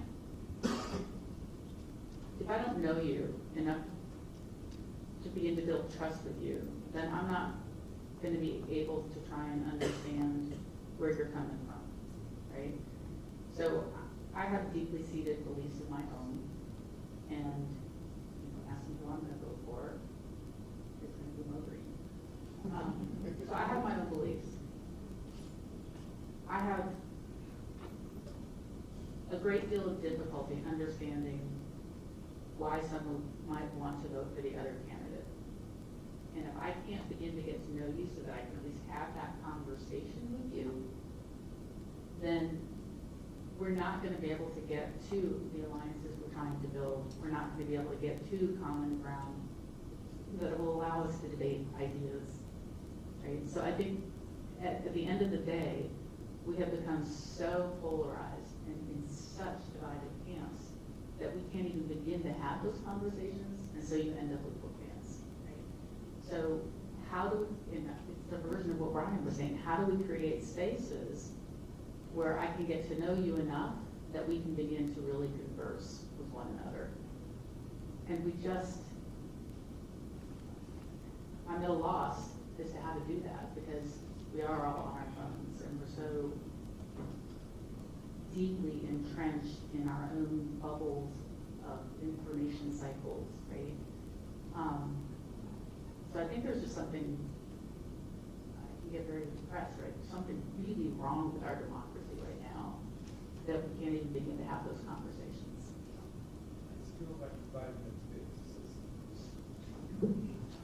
Just looking at the time, Ricky, this could have been the only question. I'll share a couple stories, see if you get some perspective. Recently on the phone with a Jewish professor from Berkeley, and I think she teaches somewhere in New York. I went on a recent trip with her and 24, 25 folks from across the country, Republican, Democrat, faith leaders from swing states. From North Carolina was the former mayor, Jennifer Roberts, maybe you guys know, a UMC, a United Methodist Church pastor, a religious studies leader, Muslim woman from Queen's University, and myself, which that's like the start of like a joke. These four people walk into a bar and something crazy happens. And some of the most uncomfortable conversations, I'm just going to be honest, I've been a Christian for about 18 years or so. That's kind of the only frame I have, is to sit across the table from even a Christian that has such different understandings of the same text, and then go beyond that to someone that believes something completely different, whether that may be the Muslim faith, Orthodox Judaism, which I don't have a ton of context for other than what I read in the Old Testament. And I just realized there's something innate in us that we want to be right. Like there's a rightness to us. And Christ says, no, you want my righteousness. You don't want your rightness. Like your rightness gets you nowhere. But something baked into our Christian faith, if I can just speak from that, I am a pastor in the city as well. Something baked into that is something literally that Jesus came to declare the moment he talked about the kingdom of heaven. He said, it's translated, I would say, incompletely, not incorrectly, in most of our New Testament when he says, repent, for the kingdom of heaven is at hand. Anybody familiar with that verse? Awesome, am I getting that right? Repent, for the kingdom of heaven is at hand. The word actually isn't repent, it's actually metanoia. And I said it before, and I should have been better about that. Just a little Greek lesson. Metanoia, meta, above and beyond, and noia, nous, your brain above, beyond your brain is to have your mind blown. And what Jesus was saying is like, hey, the kingdom of heaven is at hand. So anything that you thought was right probably isn't. Preach. Let your mind be blown, for the kingdom of heaven is at hand. This moment of metanoia isn't just a moment, it's an entire journey of the Christian faith. And I can only speak to one context in this, so please forgive me if that's not your faith background. But that's not just a one-time deal. That's the journey with Jesus, is that I get to reserve the right to be smarter tomorrow than I am today, and I think we've lost this. I think when we mingle politics and religion and the galvanizing of the evangelical church, predominantly white evangelical church over the last 60 years underneath a party, and then we tied political views, deeply held narratives of the Bible, and then our deeply held values. There was a bit of a checkmate that, going back to the story when I was over in Northern Ireland, that's what they had before they went to war. They said, oh, you're Protestant? You support the British government? Okay, cool. You hate Irish and you hate Catholics. And you're raised in that. And that checkmate allows us to dehumanize and demoralize and call people all sorts of things, and then eventually to kill them. And so my plea in this is to say the critical thinking of our faith has been left behind. I think we need to grab it again and allow our minds to be blown a bit, that maybe your rightness isn't the most important thing in this season. It's actually the righteousness of Christ, which is now our own, thank you, Lord. And that perspective, that humility, that serving others might be a different way we can go about this next season. So, just thoughts. Let me say just this one word. Jesus was the greatest politician we've ever had. So don't leave it out. You ain't wrong. I just think that in terms of what you're referencing, the debate is great. But if people are disenfranchised and don't trust that you're going to listen and action is going to come behind the conversation, then they don't even want to have the conversation. And what we see a lot happening is you're showing your hand. The agenda is already written. You're already going to do what you're going to do. And the education system is supposed to reflect the community, especially those who lead the education system. They're there to reflect the thoughts of the community. And so when you have a community that doesn't feel that you're going to listen and trust, but you're going to do what you want to do, then the debate goes out the window. I'm not showing up to the meetings to talk. I'm not writing the letters. I'm not coming to this meeting because you're already going to do what you want to do, and you're going to garner your relationship that's most valuable to you. And so I think that's where the debate is lost. I think we have to have action behind what the people of the community are saying. That's why it's so important to have families represented in our education system. And you listen to what the families are saying, because you are the greatest steward of your children. I don't send them to school to get another ideology. I send them to school so you can enhance what I'm putting inside. But too often, we have a system that doesn't want to listen to what I'm saying, but they only want to do with the children that they want to do and then send them back to the house. And so I think the debate is lost. We have to begin to reflect what our community wants and educate them in a way where our community desires for them to be educated. Then I think the debate will start happening.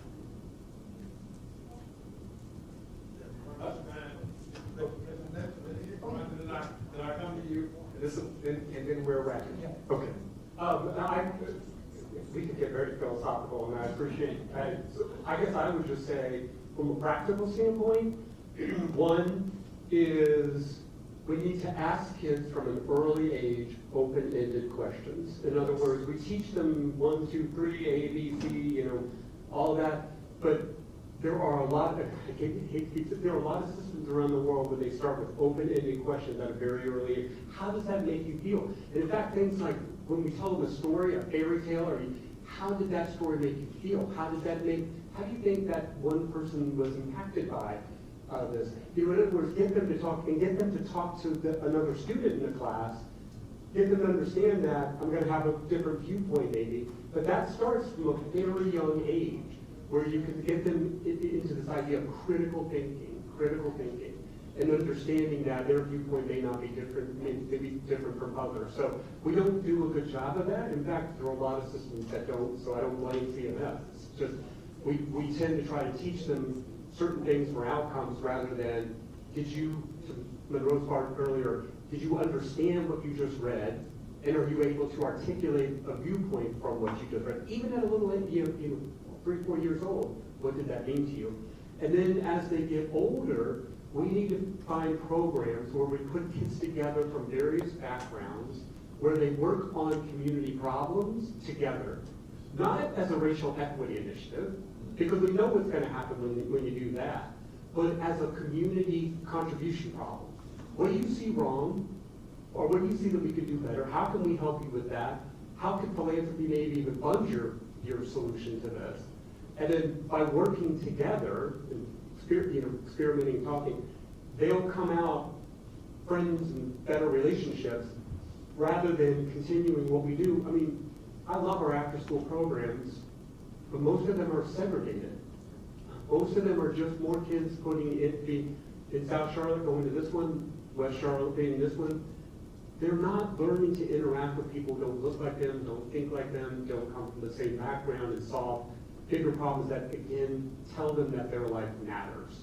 So to me, start from a young age with open-ended questions, to figure out ways that we can create programs where you put kids in the room together to talk about what their big ideas are and how they can solve them together. Good afternoon, everyone. My name is Kiva Womble. I'm a Community Relations Manager at Bank of America, and so we're proud to be we're Dr. Williams, we're proud to be a sponsor today. And I'm also representing my President Keith Cockrell, who hopefully you all saw his daughter won a silver medal. But I'm also a CMS parent. My son is a rising 8th grader at Piedmont Middle IB. And he has been in the district since kindergarten. We actually moved from Phoenix, Arizona, once our child became school ready, and we knew we did not want to raise him with the crazy politics that are in Arizona. We wanted him to see himself in community. So we picked Charlotte. It wasn't because of a job transfer for myself or my husband. It was all about my son and the best public education he could get. My husband and I are both products of Detroit Public Schools. My mother taught in Detroit Public Schools for 33 years. So we are public school parents and advocates. But I had to write a couple of things down as I've been listening to this conversation. So, Pastor Woods, you talked about schools inviting houses of faith and churches into. Well, the one problem is, do your schools always invite your parents in? I also was the former director of grants for Charlotte-Mecklenburg Schools for a few years, so I saw some inside things that still haunt me to this day, but I know how to advocate for my child and teach other parents how to advocate for their children. So that's one thing. Parents don't always feel welcome, and not just immigrant parents, but parents who from Charlotte, they don't always feel welcome in the school. So that's the first thing. So I went to at every level of my school, my son's experience. I've told every principal, I will be on your school improvement team. I will be showing up. I will be volunteering. I'm advocating for all children, not just for my son. I've had to roll up on a couple of deans of students and put some impromptu cultural competency programs together. But I also need to teach other parents how to do that and to feel comfortable, how to show up for their 2 minutes at the school board meetings, how to show up at county meetings. They don't always feel comfortable doing that. So that's one thing that is on me to show my parent friends how to do that. But we do need structured advocacy programs to teach community members, not just parents, but all stakeholders, how to come and speak on behalf of the students in their schools. Another thing I just wanted to talk about is, Brian, you hit on this, and Brian and I are old friends. We worked together at Foundation for the Carolinas, and I would like to say I felt like we did a lot of great work, and we continue to hold each other accountable. We don't always have the same idea, but we have enough respect to push back and learn together. And that is to listen to your children. So I remember after one quarter last year in 7th grade, I reached out to my son's homeroom teacher and said, well, when's parent-teacher conference? I'm anxious to come up And he says, well, we don't do that anymore. I went straight to the principal. So the teacher told me there are no more parent-teacher conferences. Oh, you know, it's up to the teachers and they can do something virtual or for 15 minutes on phone. Unacceptable. So you all have to ask those questions. My son did have a little bit of an incident last year pointed at him, and he had nothing to do with it, but he was one of 3 black boys in a classroom. So the substitute teacher said, we'll call 3 of them. And my son wasn't. So I had to go up there and advocate for my son, but I also listened to him. I didn't just let the school call and tell me that he had his phone out and he was being disruptive. I listened to my son, and my son said, Mom, and if I didn't build that trust with my son, he won't tell me anything else. So I had to go up to the school, my husband and I told my black husband, you gotta come with me, because they don't see a lot of black fathers coming into school sometimes. So you have to be there with me to show we are a united front. But you have to listen to your children. If they are saying there's something wrong, or the teacher's not listening to me, I had to go to the bathroom, the teacher told me to sit back down, and then they become disruptive. You have to listen to your children. So that's number one. So Brian, thank you for putting that out there. But we also have to teach our family members, our stakeholders, how to be advocates for our children. If you have a child that goes there or not, if it is in your community, you must show up. So.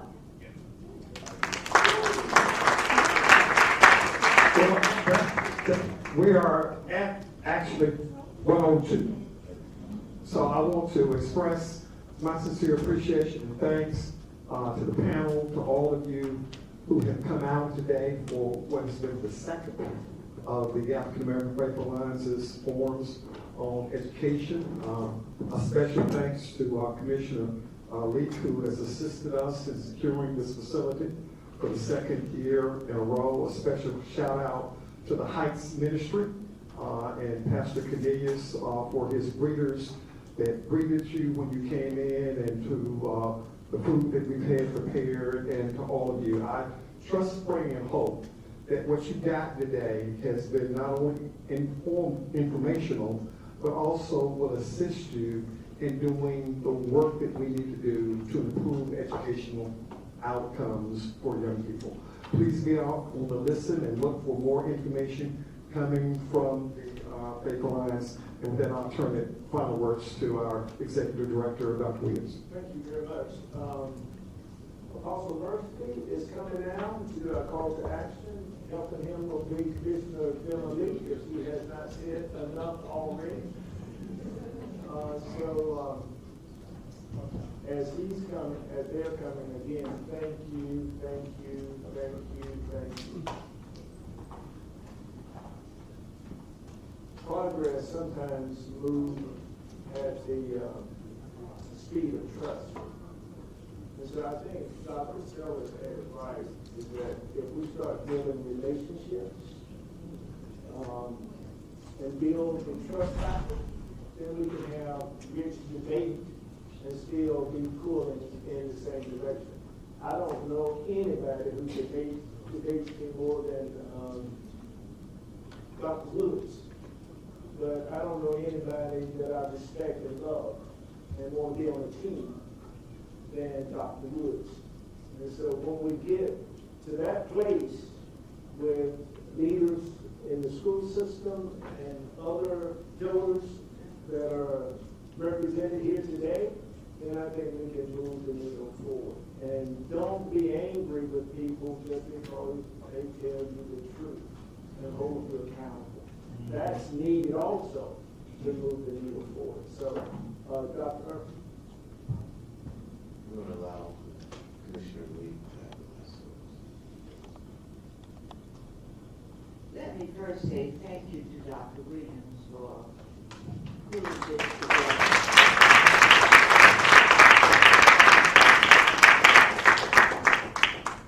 I met him when he came to this district, when he thought it was cute. He was young and feisty, as a beautiful wife.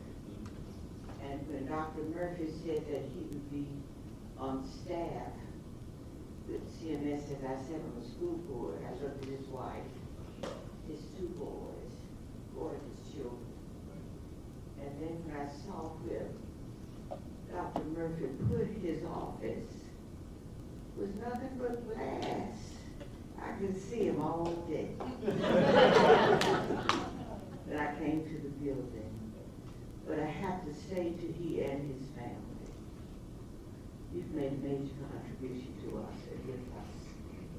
And we appreciate you greatly for your energy, your love of this community. You came to a meeting we had on violence many, many months ago that I called for representatives to come to talk about stopping the violence.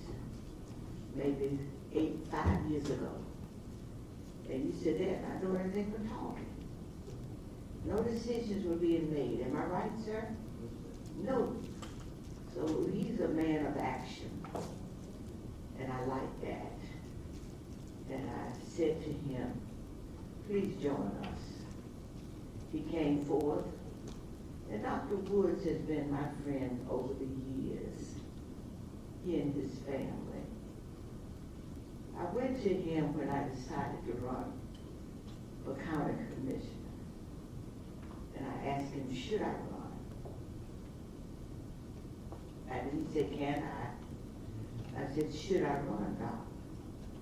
And he gave me every reason that he thought that I could make it. There are people who like you and there are people who don't like you. I don't care what you do or how you do it. They find fault with you. They follow you wherever you go. My son was dying in New Jersey for AIDS, because of AIDS. And I didn't have time to get back to my classroom. But I left it clean when I left. And the school system called in subs. And the sub came in and said that I was a disruptive teacher because I didn't leave my room clean.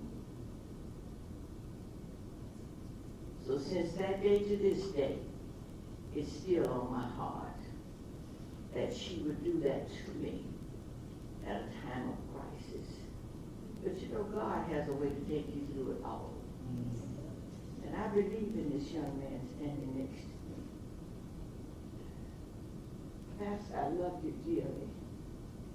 And I know you have a relationship with our master. I know that. You have to for what you have done to this community, in this community. And because of that, I attended a service at your church.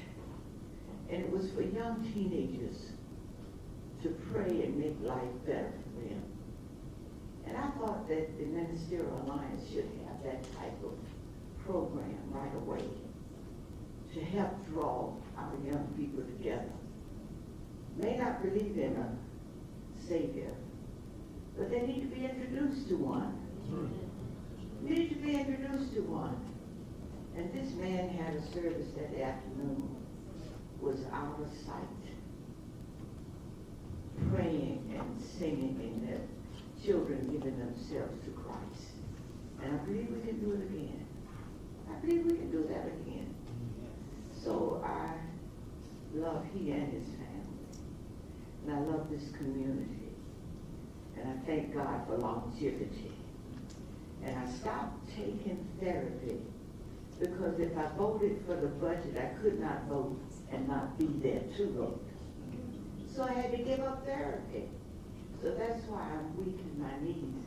I have to go back to therapy now to start over again so that I can switch like I've been switching.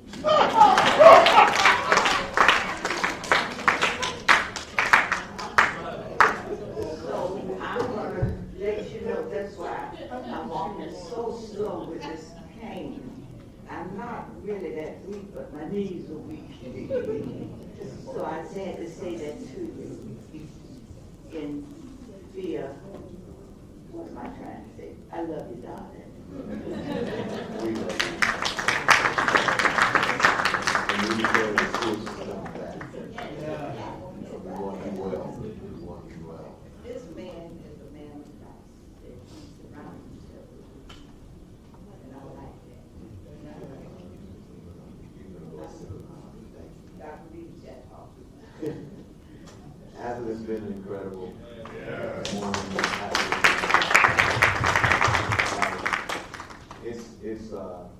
It's humbling to see the labor of this man, the labor of the African American Faith Alliance, and our hearts that are truly turned toward serving this community. Very grateful to each of you for being here. Nothing happens until there's unity, until it begins to be formed, capacities that can become greater and greater and greater and greater. And that's what we have to walk away with from this time together is, what do I put my hands to? How do I put my hands to it? How do I unify with men and women that don't agree about everything, but we all agree about the future of our children? And that there has to be some things that are difficult to bring transformation to their lives, into a system that has been put in place for righteous men and women to look at the parts of it that are crooked, the parts of it that are low that need to be brought high, parts of it that are high that need to be brought low, but bring it into a conformity to what is good, what is pleasing, and what is going to guarantee the advancement of children's lives through school, into their career, into their trade, whatever it is that they've been called to put their hands to. And I don't think that there's a greater group of people to head up those type efforts than men and women of faith who do believe that God is and God is able. And so as a part of the board for the African American Faith Alliance, again, we say thank you. I don't know if anyone's coming up after me, but we say thank you and appreciate everyone. From Kannapolis, who's high and has a program in Kannapolis, Georgia. She's a writer, an editor, and close with me in my church work, at her church work. She was the editor for the Women of 89 Church, and Dr. Shipman was the delegate to our general conference. We appreciate him dearly. His wife is doing well from her illness, so thank God for that. Just say one word if you don't mind, Dr. Lee. Let her say one word. Greetings from Indianapolis African American Museum and Cultural Center. They can't hear you.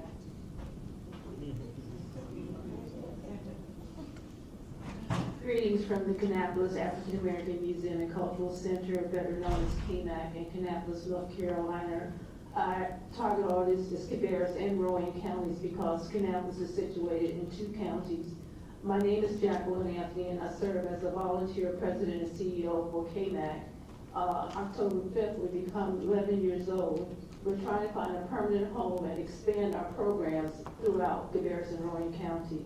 Keep me in prayer and the board in prayer that we're successful in our aspirations. Thank you.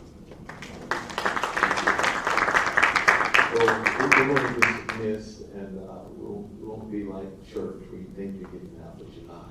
We're actually going to be leaving, but we're going to pray together. And as we pray, I want you praying, believing that the best things can happen for this school district, for this county, for the lives of our children. Okay, so let's pray. Father, we do thank you for this day and for what you've done. We believe that you're a God who knows all things and who does all things well. You knew before the foundation of the world that this time would come, that it would be necessary, and that men and women would need to come together in unity to hear exactly what it is that we need to hear, to do what we need to do. But Father, as your word says, apart from you, we can do nothing. And God, we believe that the world has proven that apart from you, it can do nothing. We have failed tremendously in the earth, Heavenly Father, as being representative of what it is that you intended for the earth to be.